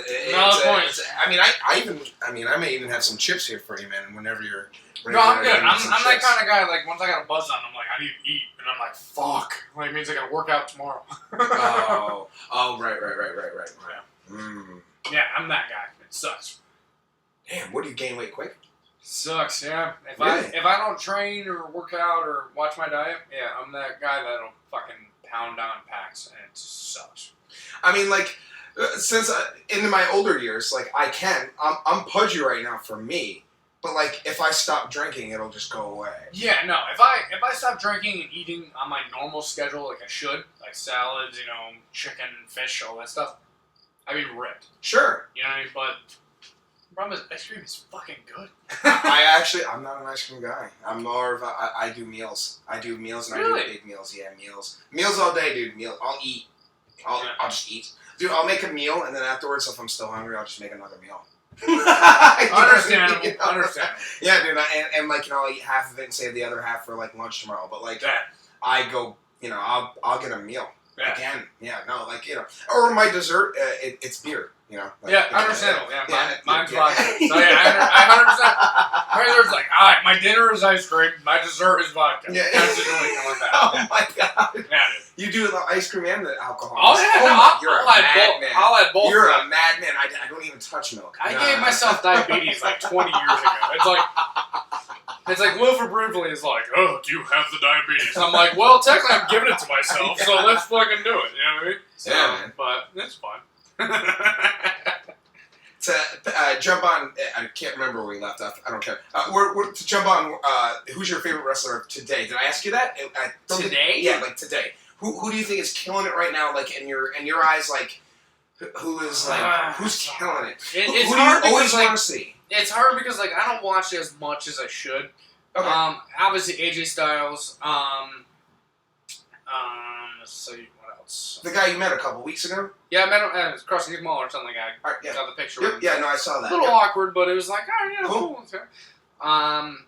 Let's see. A guy I train with too, Bobby Fish. Fucking yeah, I do Muay Thai with him. He's fucking great. He literally did jiu-jitsu with him yesterday. Awesome. So, yep, he's fucking... At Brian's? Yep. Brian Bury Jiu-Jitsu. It's the only place to go, for real. Literally. I mean, it's the only place to go in the upstate New York area. You Literally. don't go anywhere else. And if you can travel, come. I mean, it's the only place to go. He's the best teacher. I can show you, from 3 years ago, I can still show you the lessons he showed me then. Because these are the only movements I do within my role. So, I can show you step by step. Brian Bury Jiu-Jitsu. Brian Bury Jiu-Jitsu. Top notch. Yeah, don't mess around. Don't go anywhere else. I mean, he's the real deal. If you're in the Albany/Saratoga area, all that stuff. If you're within an hour drive, Brian Bury Jiu-Jitsu. Easily. Yep. In wrestling wise, though, that we're talking about. Yep. It's hard because there's guys that I like to watch, but they get buried. I guess I don't know situation wise. I like Ziggler. I like AJ Styles. Dean Ambrose. Okay. It's fucking weird because he's still around, Dean Ambrose? Yeah, still around. I for some reason thought he got fired. I don't know why. He seems like the kind of guy that would get fired. Yeah, my buddy met him actually. Loved it. It was a great time. Yeah, he said it was excellent to him. Real friendly. It's fucking weird because there's a couple guys I'm just like, I can't really get on with you, but there's a couple guys I'm like, all right, I like, you know what I mean? Like, they're good people. Who is somebody that you don't like right now that you're referring to? Can you think of anybody off the top of your head that you're like, Like, wrestling-wise? Yeah, I mean, Roman Reigns sucks, but that's just... The Rock's, the cousin or some shit like that. Yeah. Tall dude. I saw him, in person. He was like this tall, and I was he's one of those, Vince McMahon fell in love with him, so he just keeps pushing pumps him? Yeah. Alright, yeah. So it's like... Conor McGregor. Exactly, yeah. Yeah, sure. Exactly, yeah. One of those, he's horrible, he's not a good wrestler, and he's... Conor McGregor's a good fighter, but yeah, I see what you're saying. Depending who you talk to. I mean, we could debate this off camera, but if you wanted, I'm not a McGregor fan. Oh, really? So, oh, man. Oh, that's crazy. I mean, we've come to a split here. That's fine. We've come to a split here. I don't know. I think the thing is, Conor McGregor, for example, they say, the 145 division. They're like, oh, he beat the best of the best. It's like, he did and he didn't. Yeah, he caught Aldo on a lucky punch. I can't even say that was lucky. It was planned. It was one of those... those... Does that make it lucky? It was planned. Hit or miss. He trained that sequence backstage. Gotta be honest. You can look up the footage of him training right backstage before the fight. They knew Aldo was going to come in quick with a right overhand. They knew that was his move, so they had a step back motion and then a come in kind of thing. Yeah. Just saying. I mean, exactly. It depends on, the situation. It's still fight, anything can happen. The thing is, then he fought Eddie Alvarez, and I'm just like, Alvarez is he's okay, but he's he's not as good as hyped up. No, I know. I can name you 5 155ers that are better than Alvarez. Sure, yeah. And I could probably beat McGregor. The thing is with McGregor is, he doesn't defend his belt at all. No, not yet. That's weird, huh? Yeah, he's one of those I got the belt. Okay, now on to the next thing. Now on to the next thing. It's like, no, you want to prove you're the fucking best? Defend your fucking belt. I agree. Defend the belt. Yeah. I agree. Don't just get the belt. Defend exactly. it. Yeah. For example, I think GSP is probably one of the pound for pound top 3 best fighters ever. He defended his 170 belt against name the top 170 guys. I'll take it. Yeah, no, you're right. And he's fucking beat him. You're right. Yeah. Yeah, he graded at that time. Exactly. At that time. At that time. Steroids.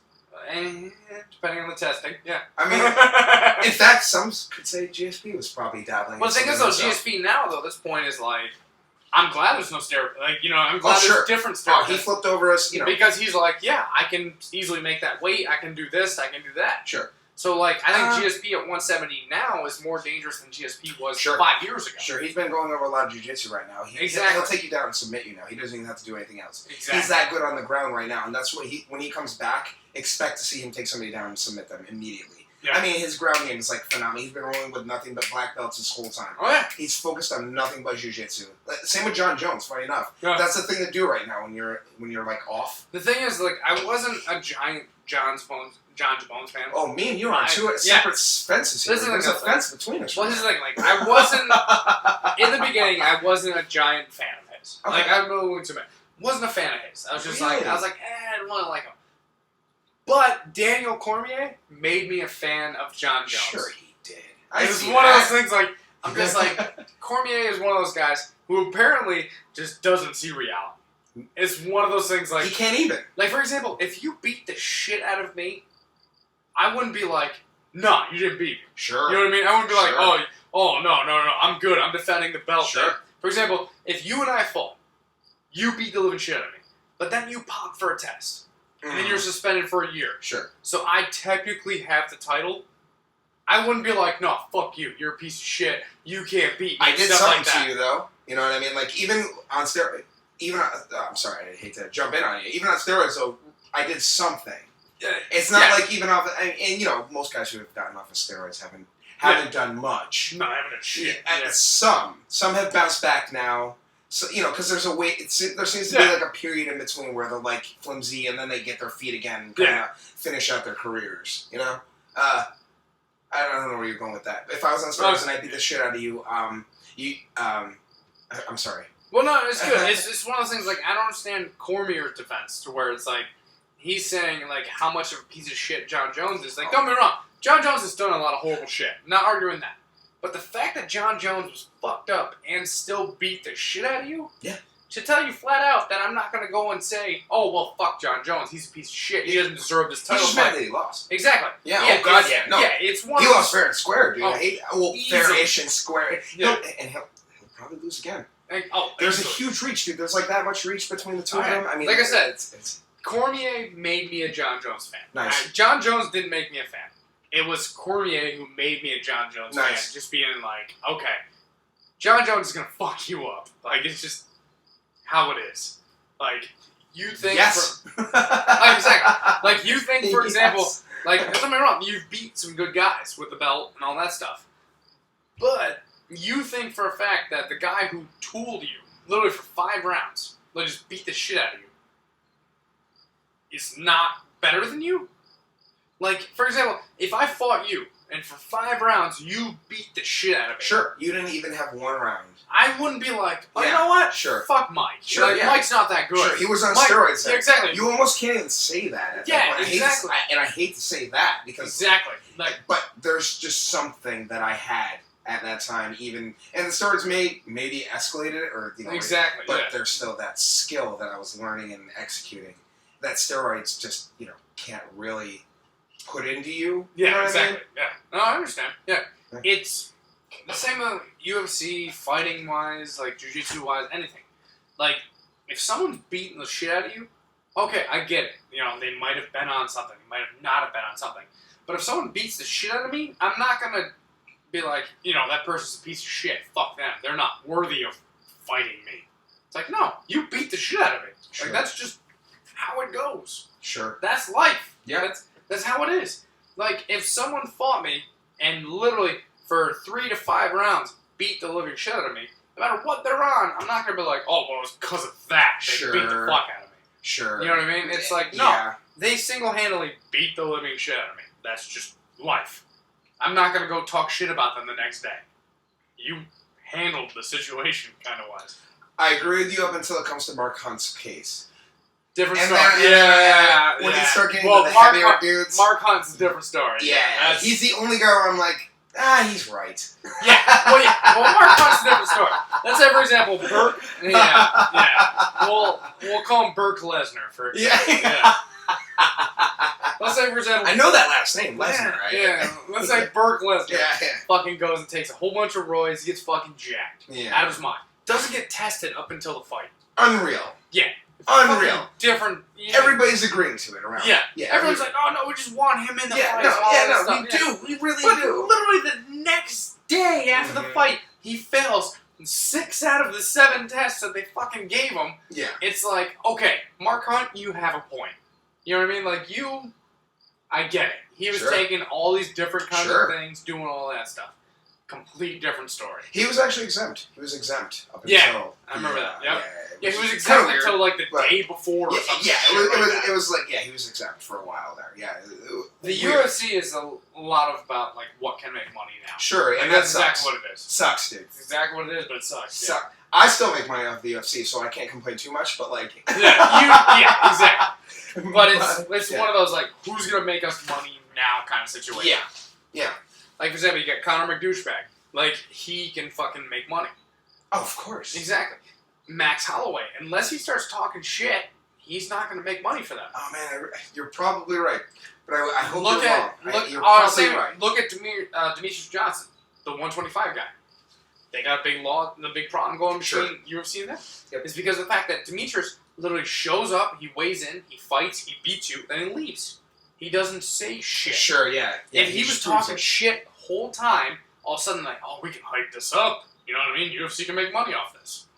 The UFC looks at it where if you can make money off someone, you're the top guy. Sure. If we can't make money off you, I don't give a fuck what you have, what you've done, nothing. Credentials don't matter. Exactly. Sure. So it's like, for example, Dominic Cruz was out for how many years? Because of his injury. I mean, like, you know. He's out for like 2 years or something like that. I mean, with his knee. It was 2 years. Yeah, like roughly 2 years. Yeah, 2 years. Came back and won. Thing is, though, he didn't talk shit. So they weren't hyping it up like it was the greatest thing in the world. Then all of a sudden he fought Cody or whatever is what the last guy that he fought. They lost him. Yep. Both of them were talking shit. Oh, sudden, hell yeah. This is the greatest 135 title fight we've ever had because they can promote it. They don't like each other. Sure. You look at, like, for example, let's say 155. Whoever has a title now, because Conor doesn't fucking defend it. So, whoever has the title now... I believe it's still Conor. Yeah, so... He's supposed to... I think he's supposed to come back and defend that. Or I mean, who knows? Whatever exactly. He might even never... Exactly. He might, whatever. Let's say you got two 155ers that aren't talking shit. Sure. They're like, oh, we can't sell that fight. That's exactly how they look at it. But they're you got 1 and 2 of the top 155ers. But since they're not talking shit or they're not, hyping the fight up, all of a sudden we can't promote this fight. That's the UFC's mindset, which is shitty. But back in the day, it was the top guy fought the number one in line. Oh, hell yeah. Exactly. Dude, the number one... Look at it now, it's like, for example, I love Chael Sonnen because he talks shit, he's a fucking douchebag. I love the guy to death. Love his podcast. Exactly. 100. I mean, love everything I love that guy, yeah. Remember when he fought John Jones for the 205 title? Oh. He was ranked 9th. Yeah, but he talked his way into that title. He talked his fight. Exactly. That started before that fight started. Yeah, that started before because John Jones wouldn't fight him. He was supposed to fight somebody else. Yep. Chael Sonnen stepped up and was like, "I'll fight you." And John Jones was like, "No, why would I?" It was Dan Henderson, if I'm not mistaken. I think it was Hendo, yeah. Yeah, it was like that. Same style, and he was like, "No, it's the same style fight." And John Jones was like, "No, why would I ever fight? You're number 9. Get out of here." Yeah, exactly. And Chael just talked his way into it. Couldn't stop. It was one of those things the UFC was like, "Oh fuck, we got a fight on our hands." Because John Jones was like, no, fuck you. But Chael Sonnen will talk his way into it. Sure. So they put the number 9 guy versus the number 1 guy. Yep. Same with Bisping. Bisping fought Henderson again. Because they're like, okay, Bisping has to fight. Henderson's 8th or 9th kind of situation. Yep. But this is the rematch. And also, they'll talk shit the whole time. And also, Dan Henderson's about to retire. Exactly. Yep. Not to mention, he knocked him out viciously the first time. Exactly. He could do it again, and almost did, funny enough. Yeah, surprisingly. Came close several times. Pretty close, yeah, exactly. Yep. Crazy as that is, and as that sounds, off of steroids years later, another example of what I was saying earlier, a guy who, falters for a couple years, but kind of gets his legs in the end of his career, knocks out Shogun again, knocks out... Exactly, yeah. Yeah, it's like, or knocks out Shogun. Any title fight, you get a guy who can back it up and get people behind him. Oh, sure.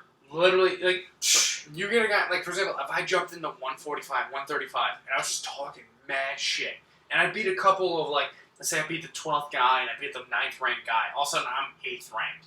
But I'm talking mad shit. Sure. If the UFC can sell that, I got a title fight. 100%. Oh my god, yeah. Oh my god. Real soon. Sure. Because of the amount of money they can make off that. That's basically all the UFC is now, right now. And that's too bad. Exactly. It sucks, but that's exactly what it is. There was a day where, if you went for the belt and you failed, you had to go down to number 5, 6 and work your way all the way back up facing everybody in the way. Exactly. And most of the time, nobody got in the way because they couldn't beat you. Exactly. And they couldn't exactly even call you out because, it's just, Yeah, exactly. Hate to get on the UFC route here. I know that's more I know that's more it happens. I'm gonna take a piss though. Yeah, no, absolutely. So, take it from here. I hope you all are doing well. I don't really have too much to say. I'm just gonna check everything here, make sure. everything's going well. I believe it is. Yep. Everything perfect. Cool. Yeah, I don't know what he said to you when I was gone. I'm sure it's all good. Yeah. We might actually end up wrapping this up soon. Oh, yeah. No, we're like an hour and a half deep. Jesus. Man, that's, yeah. Yeah, so, unfortunately, we're probably going to wrap this up soon. We can only drink so much on camera before we start getting silly, I would imagine. And I don't think this is going to be one of those things. Not this time, anyway. And I'm sure he'll be on again, anyway. Like I said, it's the first time he's over. We're having a ton of fun in the sun. And, yeah. Travis Steely, everybody. Follow him on Facebook. If he has a Twitter, come on out, check him out. We've been going for an hour and a half. Awesome! So, I mean, we can stop if you want to. It's up to you, sweetheart. What do you want to talk about? No, I can keep going. It doesn't matter to me. Doesn't matter to me, sweetheart. What would the audience want to hear? That's really what I want to know. They want. Oh, I think I actually pushed that back a little bit. Let's get it. No, maybe we had that. No. Oh, it's getting darker out. That's what's happening. And the lights kind of. You want to fuck me? Can't get over the tits. Can't get over the tits. You're all. It's like. Do you want to fuck me? Actually, that's so funny, dude. I have a joke that kind of goes like that, and it worked. Alright, we'll keep the joke. Yeah. God damn it. Yeah, you're right. Yeah. It's all good. Nah, like I said, I've been working on new shit. Like, let's see here. I have this thing on my phone where, like... Are you sure you want to say new bits right now? I mean, nobody's gonna hack that shit. I don't fuck. By the way, we're still live. I just That's checked fine. And we're going. Like, for example, alright. This is to you, audience. If you have a fidget spinner, and you have a man bun, and you vape, I get it. You crush pussy a lot. Oh, that's funny. That makes me laugh. Not him, but it really makes me laugh. Let's see. Crosswalks, you take too long. If you can't make it in 15 seconds, it's time for nature to do its job and to take you out. Let's see here. Oh yeah, the older I get, the more I realize I'm going to be a sex offender. Because I realize that women these days are looking a lot older than they are.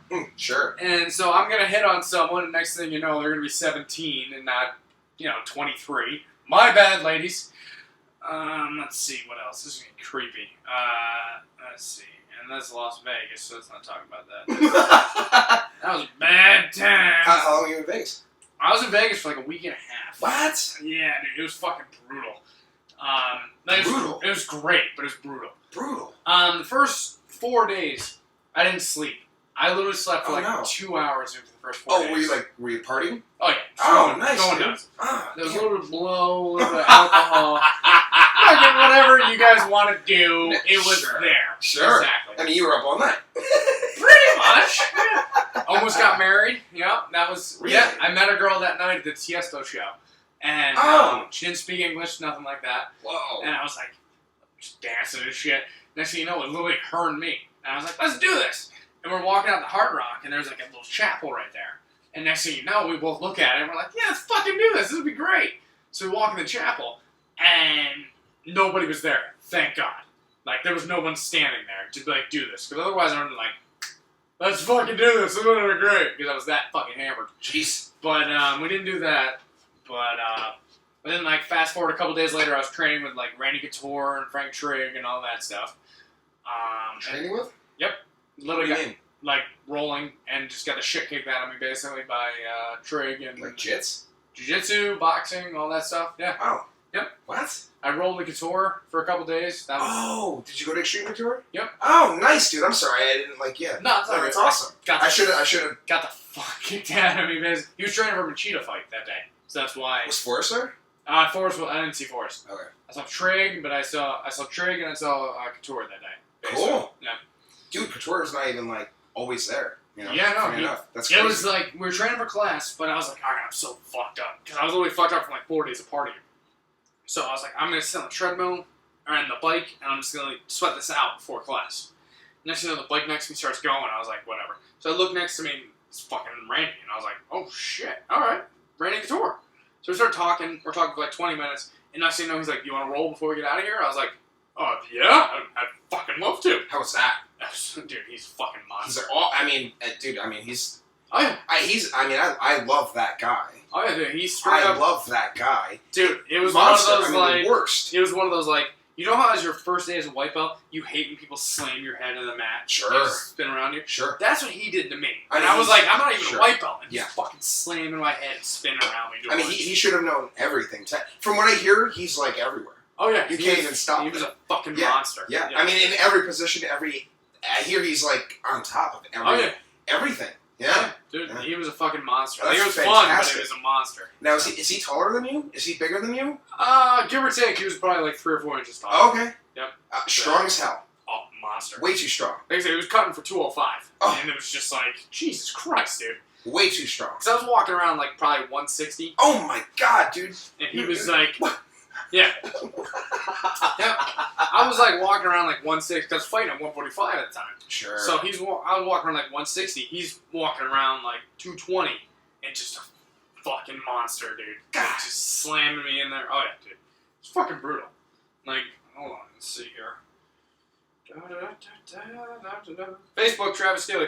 I told him once again, I believe. Yeah. I want to make sure you get your due. Oh yeah, no, I get it.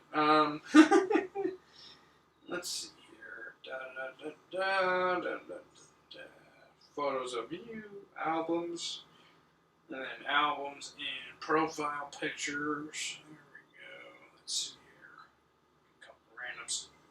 It's me and Jake the Snake. Me and my. Oh, you went to that show? Yeah, the one in Troy or whatever the fuck it was. Oh, wasn't it right? Didn't he come? He came the Funny Bone, right? Yeah, he did that, but Was I was that after? Like, yeah, that was after. Cool. Good show. I didn't see him at the Funny Bone. I just saw him at when he was actually a wrestling event. Oh, okay, cool. But then, like, there's me and Couture when you could tell he was cutting and doing all that Dude, stuff. I remember him during that time. Oh yeah, That tattoo was new. you could tell literally the red mark on my forehead. It was fucking slamming me down. I'm insanely jealous. He's so good to me. Like, in my eyes, he's like so good. Yeah, Yes. was That's a dangerous man. yeah. Like, he's a legit dangerous man. Like, on the ground. So yeah, no, that was nothing fun. It was painful, but you know. Did you roll a trick? No, I boxed with Trig for about 1 round. Fun?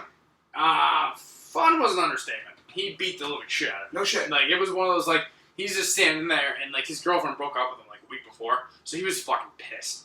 And literally, like, I'm just standing there, I'm just like, oh, I'm this young guy, I like fighting, and he just fucking rocked me. Damn. Like, I was just like, Jesus Christ! Like, you know what I mean? Like, it was fucking back and forth. Yeah, dude. He's like he's at least 200 pounds, you know? Oh, at like, least, No, seriously, at least. I would say he was at least 200 fighting pounds. at 170. Yeah, I mean, that. Yeah, he was a fucking monster. Yep. So, yeah. Twinkle toes. It was a God good time. damn. It was a good time. I'm so jealous, man. That's so good. That's so cool. Vegas. I think you started this whole thing off on Vegas. Yeah. Vegas. I can't remember. Vegas is a great place. Cool. Go to Vegas. No, Vegas is a great time because, like, for example, I almost got married there with a girl I met that night. Yep. Yeah, And you then covered that. there was the night that I met a girl at a bar and I got food poisoning in the middle of sex. Oh. But, like a trooper, I finished. Nice, dude. Yeah, Man. It was fucking brutal, dude. It was fucking brutal because I was like, I'm gonna shit myself. So there I am, like, squeezing my ass, like, together, and there I am fucking this girl, like, ow, fuck. So I'm like, I'm gonna throw up. So I got a hand over my mouth, like, I was squeezing my ass. I'm like, dude, no. we're gonna die! Like, kind of situation like that. Oh. It was basically like, I feel like I'm equivalent to the guys who, you know, went to the beach on Normandy. like they're thinking they're gonna die. I'm thinking I'm gonna die. You know what I mean? Like, ah, yeah, we're together. That's hilarious, man. Yeah, so Vegas was a good time. That was the Navy chick. I don't really remember your name. It doesn't matter. She's not watching. Let me Might be. I don't know. Maybe. But let me get a little away from there. Back to the center. Back to your Anywho. fatness there. Yeah, my fatness. I'm fat as fuck right now. Yeah, me too, man. I think it's a black guy. How much do you weigh? How much do you weigh right now? Right now, I'm like 165. I hate you. I'm like I hate you. 165, 170. 180. 179. Fat fuck. I can't escape it right now. Dude, no. And it's all right here, dude. It's all right here. This is all still pretty much Well, the the thing same. is, mine is like all my fucking legs is like nice. straight I wish. muscle. Yeah, and I then wish. like mine's my stomach, but I also like to drink like a fish. So No, it's me kinda too. Like, yeah, exactly. If I stop drinking for 3 days, I drop 5 pounds. Yeah, same here. Every time. If I literally, Without fail. I've noticed like I've been cutting weight by drinking vodka and cranberry. So I've been drinking that a lot lately. Shucks. Yeah, it's I love beer, dude. I can't Beer even is help the myself. greatest thing. I can't even help myself. Beers dude. are great. That's why, like, one day if I make the mistake of getting married and having kids, then I can be like, fuck it, she's not gonna leave me. So I'll Sure. get fucking hammered on beer every night. Sure. But until then, I gotta be like, fuckable at least with vodka. You know what I mean? Like that's the way I look at it. Yeah, man. Oh man, you got me jazzed up for the. I want to spar. You got me jazzed up. Anytime you want to go, got me- sweetheart. I- Anytime you want to go. I mean, we're not going right now, but I mean, I wish I could. Give me a few more of these, and I'm like, let's fucking duke it out. I have you know? spare. Dude, I have. Let me put it this. I have spare gloves. I have my gloves. I have headgear for me, which I wouldn't use. I have punching pads. I have shin guards. Jesus. Dude, I used to go, so it's like Oh yeah, it's I not know. very Yeah, I've different trained than with that. you before. Yeah, I know exactly. yeah. Yeah. Damn it. Anytime you want to spar, sweetheart, you let me know. Like I'll make sure not to drink the night before, like I have been. I mean, dude, no, we will. We will definitely, and nothing crazy either. No, it'll be time spar. Yeah, absolutely. Exactly. It'll be Time fun. sparring, It'll be fun, and it'll be a learning experience. We'll come out, we'll hug each other. It'll be great. Yeah, absolutely. Before and after. In Yeah. between, different Oh, stories. yeah. So before and after, yeah, dude. different stories. Yeah, So. absolutely. God damn it. So, alright, so what are we doing? We ending this bitch? What do you want to do? I mean, I kind of feel like we should. Unfortunately, I feel like everybody's kind of gotten a good dose they of got a vibe. me and you, and I feel like they'll be waiting for round number 2. Fuck.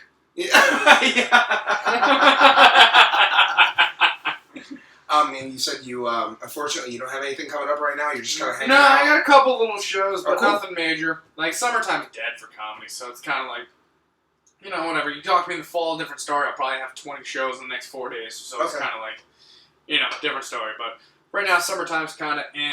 I got Low Beat on Tuesday. Oh, nice. Other than that, that's pretty much it. It's my birthday. Yeah, Come out after the Lobby. There you go. Coming out, me and James King, same birthday. Exactly. Yep. James King, who beat me in the fucking yeah. comedy thing.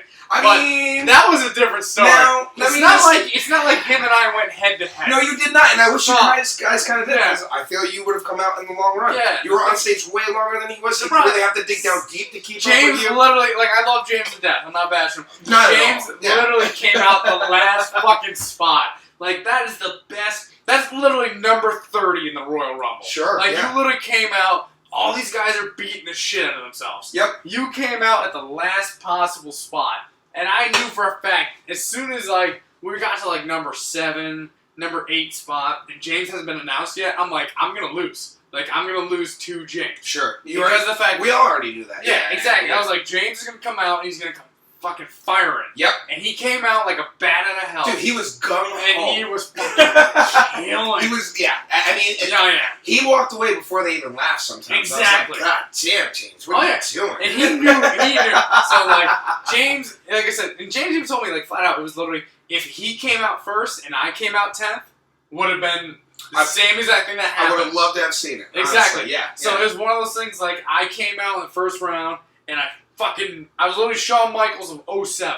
Not 95 when he won it, not 96 when he won it. I was 07 when I came out in the top 3 and then survived to the end, and the fresh fucking Undertaker, a.k.a. James King, comes in and fucking knocks me right out. The next thing you know, I'm like, I can't do shit. I got nothing. So, but no, like I said, I'm not bashing James. James is fucking great. Sure, he's the best. It was just one of those things, I felt bad because, not bad, but it just, I was literally in there from the fuking beginning. And absolutely. You came in, 4th or 5th? No, I came in first. Oh, you were first. Oh, I mean, I was first. And then, dude, I messed up. Dude, I've never seen those before. Dude, Yeah. we should throw that out there right away. Like, so like I did not play. I will do better next time. Is what I'm saying. Like I didn't. I really wanted to just get my bits out there. I was more focused on that than anything. Than like really looking for like these like sniper moments where you go like, pew, pew. Exactly. Yeah. I didn't like. Yeah, I didn't play the sniper game. Yeah. And nor did I really want Which it. It was fun. I realized. Well, the problem is I had to play the sniper game Sure. after like number 6, number 7.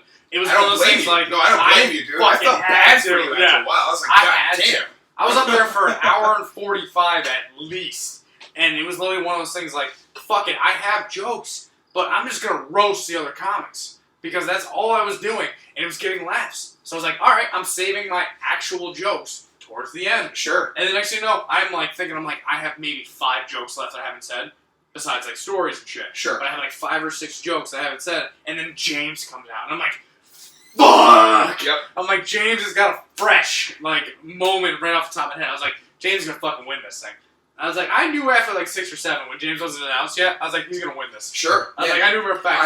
I did too. Yeah. Yep. No, of course. By the way, what happened was we did what's called the comedy death match. Each comic has 30 seconds to make the audience laugh and or get like a reaction of some kind. You know, like a noticeable reaction, like ooh or a laugh. You know. And I was first. You were second. You were second, and eventually I fell off the running, and 3 comics at a time. One falls out, another one comes up. So and our buddy. I made it through every comic except James. Except James. That's all I'm saying. Yeah. And legit every single fucking comic.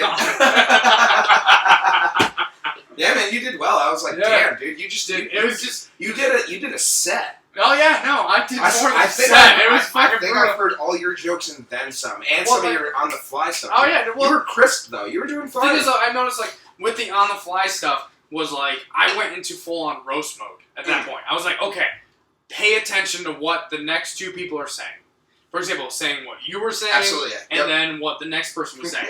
Okay, so I can roast one of 2. And then all of a sudden, let's say, for example, not you, but Fat Rosie O'Donnell. Sure. You know exactly what I'm talking about. I do, yes. Yeah. He would say something. I was like, perfect, I got a joke for that. And I would literally go up and just fucking roast him. And the crowd would love it. So I'm like, I won. You know what I mean? I go to the next round. And then all of a sudden, Fat Rosie was still there. But he would say something stupid. Go and do it again. Sure. I was like, okay, makes sense. And then, literally, like, it got to the point to where it was literally James, me, and the one girl from Syracuse. Her name is Jen. Jen, yes, Jen. Who's fucking great. I thought Jen was hysterical. She's killing it for the women. Exactly, You know what I mean? yeah. Like I was like, that's what it got to the point where, like, literally, Jen and I are standing there just like, we both don't have anything. Yeah, dude. And James is up there James is fucking in the mic like, this is my first fucking minute. Like, going off, and I'm like, looking at her, and I'm just like, fuck. Yeah. You know what I mean? Like, so, basically, like, we're going nuts, and, I said, and then she got eliminated, and then I look at James, I literally go, James, I got maybe like 3 or 4 left in me, so I'm going to roast you. I was like, that's all I got in me. I was like, so I'm going to roast you, and then maybe I'm going to do 1 or 2 jokes after that. But that's pretty much it. And then you saw me at the end where I was so tired, so fucking out of it, to where I literally look at James, and I go, James, we got 30 seconds left. Fuck this. You're basically going to win. Yeah. Ready? 29, 28, 27. I just counted down the whole time. And then someone fucking laughed. And I'm like, God damn it! I saw it. Yeah. I couldn't get off stage when I was ready. Yeah, exactly. I was the first example. I mean, it's like, and I can see how that's actually kind of funny, but it's like, that's like, yeah. And then I'm literally scrambling between rounds, like, and I'm going over my bits, ones that I've killed. I'm not coming up with the way I said them before, so exactly, I can't even use that now. And I'm like thinking, like, the thing is, the problem was, since I went in the beginning, I'm like, I gotta save some too. So the problem was, I'm thinking, I gotta save some, then I gotta use some new shit too, and I'm like, fuck. So I'm going off, and then like when Ray went up, I was like, he had the gloves on, so I was roasting him about his gloves. And then he made the joke about the tits, so I was like, perfect. So I roasted about every tits, and then like next thing you know, who was up? Jerry was up there, and I was like, all right. Oh, that's right, dude. Jerry went up, so I was like, all right, Jerry's gonna go up. So I fucking roasted Jerry a couple times going up. And then it was literally the girl, me, and Mike Cal. And Mike I'm friends with. I've known since I was like 8 years old. Yep. So I'm like, fuck, I can't roast Mike. So I had to roast the girl. And the next thing you know, like, Mike got eliminated. And then James comes in. I was like, fuck. Yep. I was like, James is so good of a comic to where literally the first three should have been James, me, and who was the third best comic there? You think? Besides me. I'm just saying, I mean, you should have said probably the third best comic, and that's the I'm kidding. But yeah, you know what I mean. I mean, damn, dude, that chick was killing it. She was I gotta be honest, she was imagine really like, if she all cornered this three of us, market. imagine all three of us were in the beginning. Yeah. We would have been up there for a fucking hour that would have done before so well the next for me. person That would have yeah. done well, because then I would have like, oh, I see how this is going. Dude, first one up, and thrown into this mix, I had no idea. Like, fresh. Like, and new jokes. I started with new jokes, not even my old shit. I realized I'm going through my phone trying to find old shit that used to, like, dude, that has done well even at Lark, so I know I can get a cut. And, dude, I'm going back to some old shit. Not even killing. I'm like, it was fucking brutal. Dude, it was fucking brutal. It got to the point to where, like, everyone was, like, kind of focused on their jokes, to where I'm paying attention to the two comics. Nice, so I'm like, can I make a joke after this? And that's smart, yeah. And that was, like, one of those things, like, even if I got a out of somebody, I was like, thank you. Yeah. And then I just went to the next round. Like, that was my mindset until the last round. Until James. And then James came up, and then I was like, alright, I got, like, 5 fire fucking jokes, and that's all I got left. Yep. I was like, all I fucking got left. And then I did, like, the problem was I started roasting James while the girl was still on stage, too, Jen. So, like, I was like, fuck, I should have saved those. I was like, I should have roasted her. And then, but then, you know what I mean? But I didn't think one of two, it was just, like I said, I was up there for so long that it was just... Yeah, I mean, after a while. Yeah, it was fucking it becomes brutal. Exhausting, dude. Oh, yeah. I mean, you really gotta look for your next joke at times. And dude, like, I was in my notebook like, oh, what haven't I fucking used? I'm like, I haven't used it. That's not a good... Fuck it, let's try it. See what happens. Okay. And you go up and tell the fucking joke. So you're like, alright, whatever. But, dude, it was fucking brutal. But thankfully, part of my jokes were just roasting people. Yeah. Like, that's all I could do. Because I roasted Ray, I roasted lesbian Rosie O'Donnell, I fucking... who else? I roasted Mike. I roasted a couple other. Dude, you roasted me. Yeah, I once roasted or twice. Yeah. Or you just came up with rebuttals to what I had to, and they were good. No, I wasn't even Yeah. upset. I played with them in the corner. Yeah. Even to add what you're doing. No, I'll play off of that. That's good stuff, It was dude. one of those things The like Harambe bit off of the shit throwing joke. I mean, that was amazing, dude. I was like, fuck. Yes, he gets what I'm trying to kind of go for, like this part. Yeah. Yeah. And so I was just in the corner, like, well, this is like. I was doing that in the corner when you were talking. I was like, play off it. Give him the laugh. Yeah. Give him the laugh. Yeah. Because I'm talking to the Jen chick, and she's like, I don't got nothing. I was like, then play off the next person. She's like, what do you mean? I was like, play off the next person. And she's like, all right. And then fucking Ray would say a joke. Oh my god! And dude, I'm like, funny. my turn. Watch this. Yeah. And literally go up and just would play off the next fucking person and literally just bash them. I'm like, yeah, your joke got one laugh. All right, let me make a joke about you. Yeah. And also, someone start laughing, so I'm like, all right, I already got this. So let me tell my joke. You know what I mean? See if I can hit or not. But even like Pat DeBerry was like, dude, he goes, if you came on from 5 to 10, you would have won. Dude, he goes, 100%. but he's 100%. And it's like I said, I'm not bashing the other comics. Like James beat me, not arguing that at all. James is fucking great. But you stood your ground the whole time up until the guy who won. Exactly. Yeah, so it's like fucking brutal, dude. Yeah. That was and cool, it got to man. the point to where even at the end, you saw me. I was just like, I don't give a fuck. I was like, I'm counting down to 30. You I was were like, there we go. I was like, I'm done. I was like, James is gonna win this. Yeah. And I was like, I have a few jokes, but the way I looked at it was, I had like 2 to maybe 3 jokes left. Problem is, James came in at the end, so he had 30 more fucking jokes. He told me his plan before he went up on stage. Yeah. I told Kayla halfway through. I was like, James is gonna win this. I know his plan is like he's ready to roll. Like I said, if he's backstage pacing like an animal, just waiting to go. No, the way I look at it is, if James went in the top 3, he would have made it to the end, but he would have phased out. But the thing was, look at all the comics there. Like I said, I got the shit end of the draw. It just happened. Sure. But then you had, like, for example, you had Mike Cal coming in towards the end. Yeah. You had James coming in towards the end. You had the one black guy from Syracuse. I love that guy. Yeah, he was his great. name is Jackson. Huge fan of him. Yeah. I would love to work with him at any point I can. The I problem told him was, if you need anything, dude, exactly. let's do it. The problem was his setup took like 15, 20 Yeah, I know. seconds. He really had an intro, which was actually kind of my problem too. Yeah. But once again, next year, I will come with different bullets, sir. A different gun.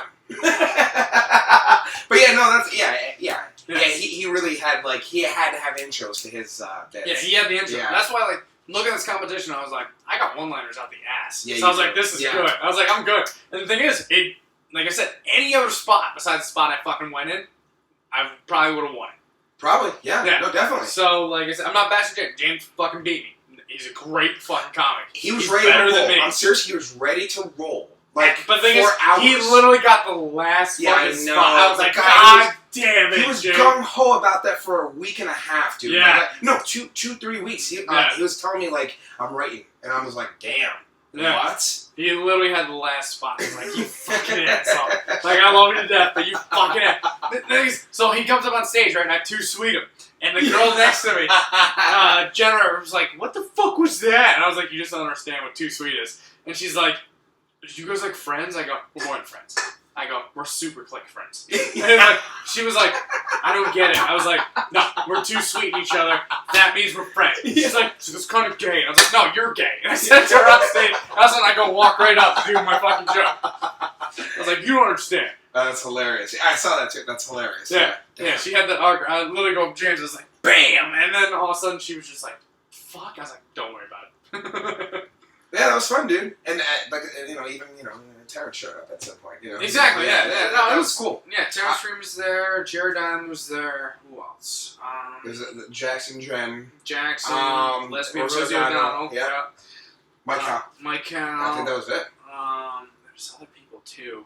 Oh man, Ray Thompson was there. Was that it? I'm trying to think because there was 9. So I'm trying to think of the 3. The first 3 were you, me, and Lesbian Rosie O'Donnell. Yep. And then after that, and then Mike came up, and then after that was I got eliminated. Somebody came up after me. Who the fuck was it? Yeah, because it was Lesbian O'Donnell got removed, then Mike Cal came in. I got removed second. Yep. Then you got removed. And then there's Mike Cal. I think Jerry came in. Oh right, yep, absolutely. Jerry came in, and then after Jerry was the girl. Yeah. Jen. Yep. Jen came in, then Mike got eliminated. Jackson came in. Jackson came in. Then Jackson got eliminated, and it was Terrence Green. Terrence Green got eliminated. Shout out to Terrence Green. Ray Thompson came in. Or no, was it Ray before that? Shout out to Ray Thompson.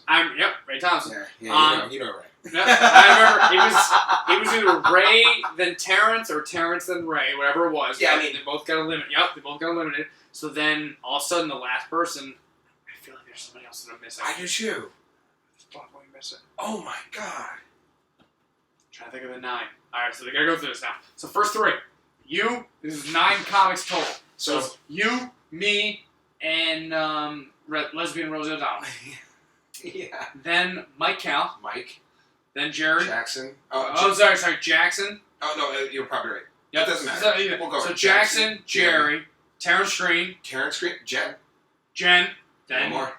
Then James. Yeah. So yeah. All right. Cool. So, Yeah. All right. So yeah. The night was so long. You're telling me, dude. The night was so long, dude. I drank me. twice after you were on stage. Like I told you, I was like, I just want to drink. Like I drank 2 more drinks after you were on stage. Dude, I was on stage telling people I had to piss, and they were laughing. I'm like, dude. no, I really gotta pee. And they took a break, and I was like, Carlisle, thank you. Yeah, I was like, I good. need to fucking piss.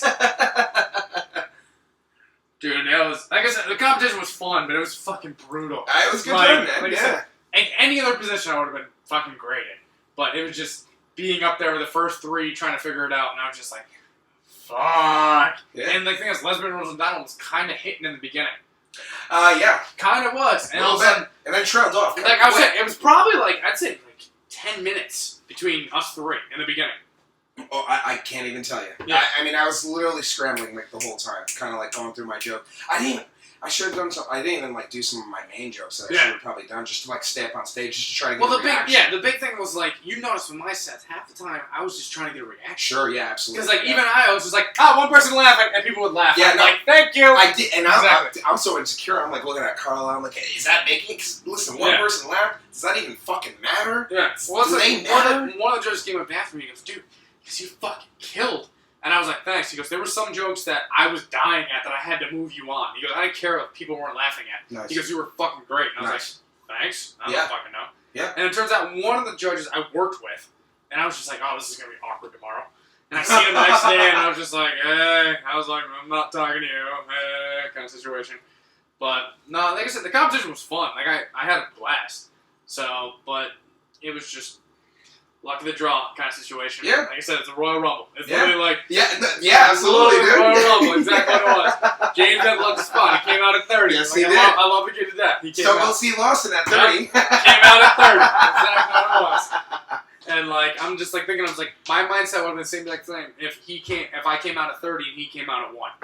Like, Sure. because then I have a whole fresh 10 to 15. Yeah. Yep. He had a whole fresh 10 to 15, and it was just like, I can't be mad at him because it's just like, oh, like, that's good. You know what I mean? The crowd was, at that point, the crowd was just like, fuck this. You know what I mean? Like, the crowd was kind of pissed. So anything new or fresh, they would have laughed at. Sure. Anything kind of like roasting someone, it had to be 100% original, or they already heard it. Kind of situation. Yep. So, oh well. Yeah. No, it's a good time, dude. Yeah. It was fun. James gave me his hat. His hat? The NY fucking fitted hat that he got. He's just like, here you go. Oh, yeah, you were wearing it. Yeah. I was like, dude, what?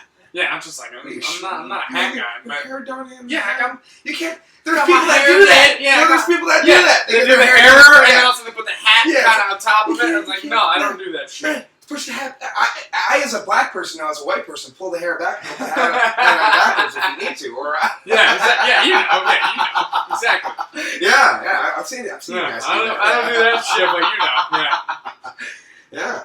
Yeah. Jesus. Damn. I mean, like I said, we can keep going. I mean, It's up to you, sweetheart. I mean, what time we got here? We got 8:21. Jesus, when did we start? We started at this point 2 hours and 3 minutes ago. Nice. This is the longest podcast I have up to date. Anything you guys want to know? All right, let's see. I lost my virginity at 14. Really? What? Yeah, let's 17. see. Fag. Anyways, Anyways, I was being blown at 14, though. Does that? I mean, yeah, but your boyfriend doesn't count. So, So, anyways, let's see what else. Graduated high school at 17 because I was that cool kid. What? Oh my god. Let's see what else. What an overachiever you are. Did the military, did MMA, did professional BMX, fought MMA. This guy. I'm kind of a fucking do-it-all kind of guy. You're kind of a real man. Yeah. Sounds like. Well, sadly, I can't do anything a real man could, though. Like, you asked me to build something, I'm gonna be like, is there instructions to that? Can you change a tire? Oh, I can do that. Nice. I've done that, Can yes. you change your oil? Yes. Oh, I've done that. real man right here. Well, I mean, I got a 16 car now, so at this point, fuck it, the dealership's dealing the fucking Right, oil. sure. I'm not doing that shit. But, other than that, nah, I'm kind of a bitch, you know. I keep it simple. I drink, you know, I drink and bang, and that's pretty much it. And then write stupid dick jokes. That's pretty much my life. No, I mean, yeah, I try to do the same. I tend to come up short, even with that. But maybe I'll find that middle ground where I can climb up a little bit and. Actually, you know, one day, you know, not to make it seem too far out of line or too far out of reach, I'd like to open up for you one day, man. I'd like to host for you. I'm not that good, so if you open up for me, that means I made it. To me, where I'm at, you're like doing it. You know, you're grinding, you're doing it, you're meeting people, you're doing the right thing. I think it's great, dude. That's why, like, you know, I definitely, you know, in restarting this podcast on YouTube, I definitely wanted you to be my second guy. I asked James King, you know, I talked to you. Fuck James King. He didn't win. I won. I'm the winner. All right, I'm the real winner. James King, number 2. I'm number 1. That's my heel promo for you, James.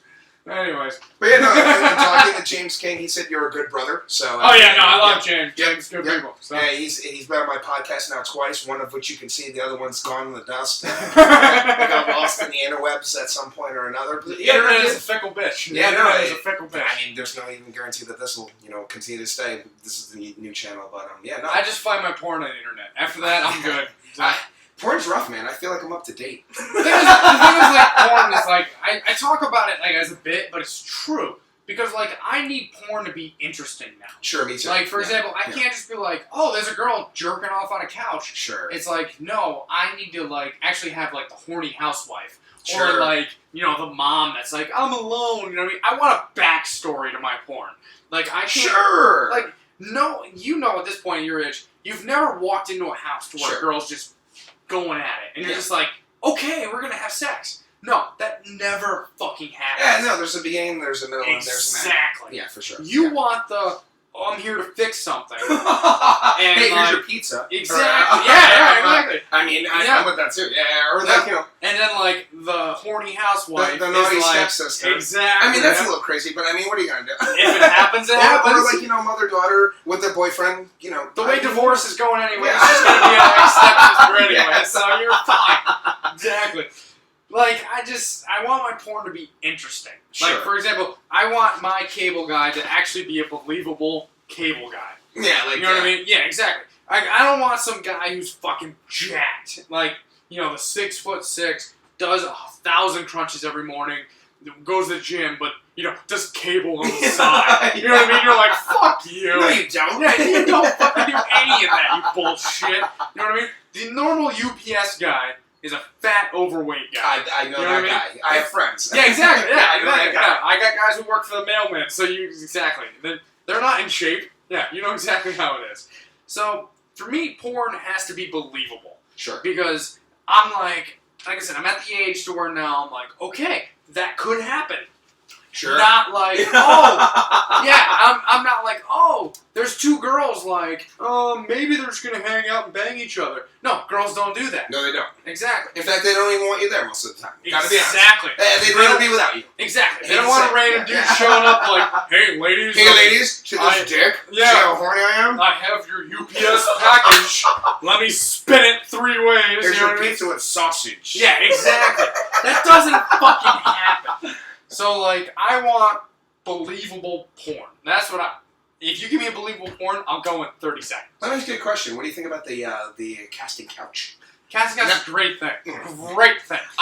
Casting couch. Shout out to the goddamn casting couch. Google casting couch if you don't know what it is. I don't believe that's fake, but that's okay. I don't believe that's always fake. Dude, there was this. I think it's 50-50. There was this old site I used to go to back in the day. It was called Exploited Teens, which was like, I mean, they weren't teens, but you know, they were like, you know, they were clearly. But I mean, it was like this guy who like, you want to do this. You know, you want to take your pants off. You want to take your pants. You want to let me? Can I just thing you real? And you know, yes to everything. You're just like, yeah. I mean, and it's like that audition style. I mean, dude, I hadn't really come as hard since. Exactly. No, I feel your pain. That's it. Like, for example, like when they do like the naughtyneighbor.com or whatever it is.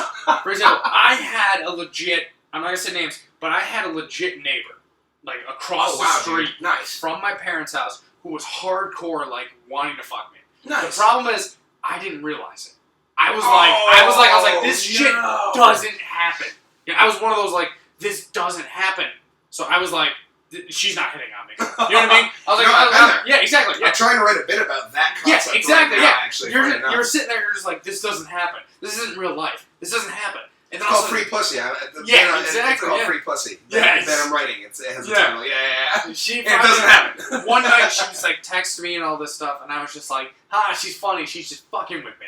You know what I mean? Like, I'm thinking she's not messing with me because of the fact that I'm like, okay, this isn't real. This doesn't happen in real life. Sure. So this isn't real.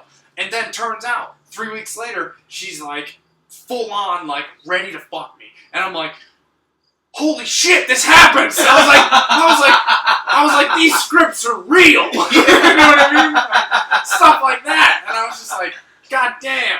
But, yeah, so that was a fun time in life. Didn't fuck her, sadly. Oh. My friend did, but I didn't. Fuck your friend, what the hell? My friend's a good man. I'm not gonna... a gentleman? He's a gentleman. Okay. I'm not gonna say his name, right. Needless to say, he did hit it a few times, and I had the opportunity. I didn't realize it. If the girl was like, you know, like 20, 21, I would have been like, oh, okay, I understand your mindset. You're a slut. Sure. It happens. Yeah. But she was like 37, 38. Ooh. Oh my God. Had a kid. Had a kid. Yeah. You know what I mean? Married, all Established. that stuff. Yeah, exactly. So I'm like, that Married shit doesn't happen. Married at the time. Married at the time. Ga. Husband lived 100 feet away. Yeah, exactly. Yeah, exactly. Yeah, it's so like, I'm like, this shit doesn't happen. No, it doesn't happen. So I was thinking in that mindset. Sure. If I was thinking she's like 21, 22, different story. I would fucking done what I had to do. But I was just like, this doesn't happen. So I was like, well, guess we're not doing that. So, you know what I mean? But, oh well, that was the best of us. Yeah, no, it definitely does. I mean, I'm not going to get into the stories now.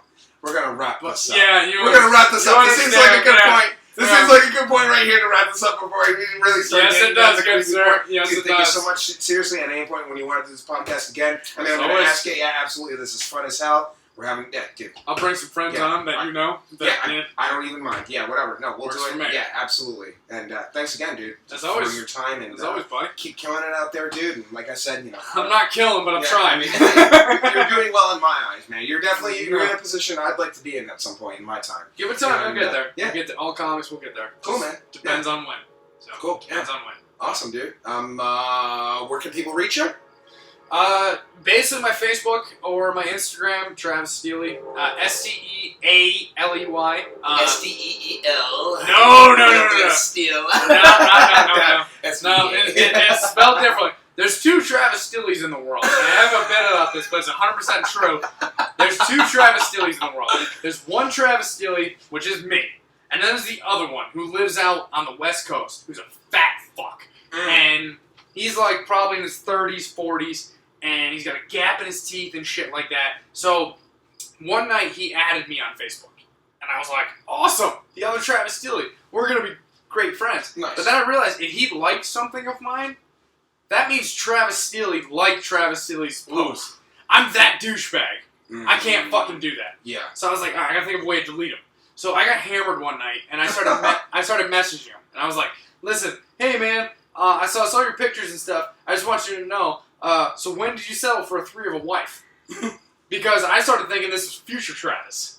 You know what I mean? Like, randomly I move out to fucking the West Coast. Sure. So I'm like, oh, when did you settle for a 3 of a wife? Or when did your fat kids get born? So I know when to pull out. You know what I mean? Like, stuff like that. And he wrote back the greatest message I've ever heard from someone that was pissing me off. And literally wrote, fuck off and die. And that's all he wrote back. And I was just like, Travis Steely's still a dick in the future. Yeah. That's what I like to hear.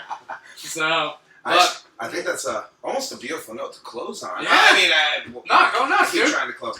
Sorry, Go nuts, did you man. even finish off where you... I don't fucking know. Travis, he's around, man. Yeah, it's I'm around. Steely. Travis Steely, Stealey. That's pretty much it. I have a website, but it's not updated. It's kind of shitty. I have a Twitter, which I've been kicked off before, but it's active now.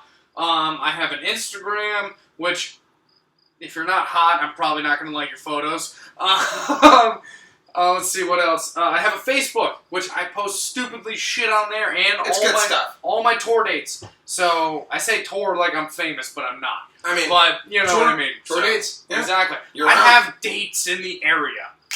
Travis Steely, to go to there. All right, yeah. And I'm Mike Bredice. You should know where to find me. Dreaded 7 or... We got 728, right? Or 748. Dreaded 7 on fucking Twitter. Mike Bredice on Facebook. I don't have a comic page yet because I don't consider myself a comic. Yeah, don't do that douchebag thing. Yeah, no, I'm not. That's the thing I haven't gotten to. I haven't gotten to the point to where I'm like, Travis Steely, like my comedy page. You know what I mean? I'm not that fucking cool. Yeah. I know I have friends that do that. More power to you. But I'm not that cool. Like, you guys are way cooler than I am. Yeah, definitely, man. Yeah. Go to my fucking Facebook. Yeah, my Facebook page. Yes, I'll add you, or you can follow me. I'll add you or follow me, either or. You know, I'm not that fucking cool. Or go to Twitter. Fuck it. I tweet about Florida Gator shit 24/7. Every now and then I'll tweet to a fat girl. But other than that, that's pretty much it. So, that's my life. Cool, man. Once again, thank you. As always. Yep. Sweetheart. Hey, Thank you. Let's figure out a way to shut this down so we don't have to, let me try this, Like I was your chin in there. That's I know, right? Yeah. And we're still rolling right now too, which is even worse. You know, maybe I should just hit the unrecord. 100% professional podcast. I hope that's saved, because if not, that would suck. If it's not, fuck. Actually, I can upload it. It should have saved to my computer, honestly.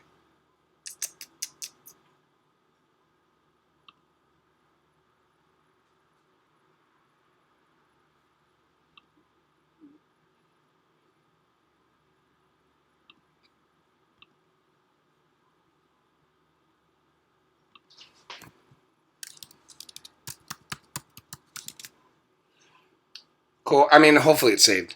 If not, then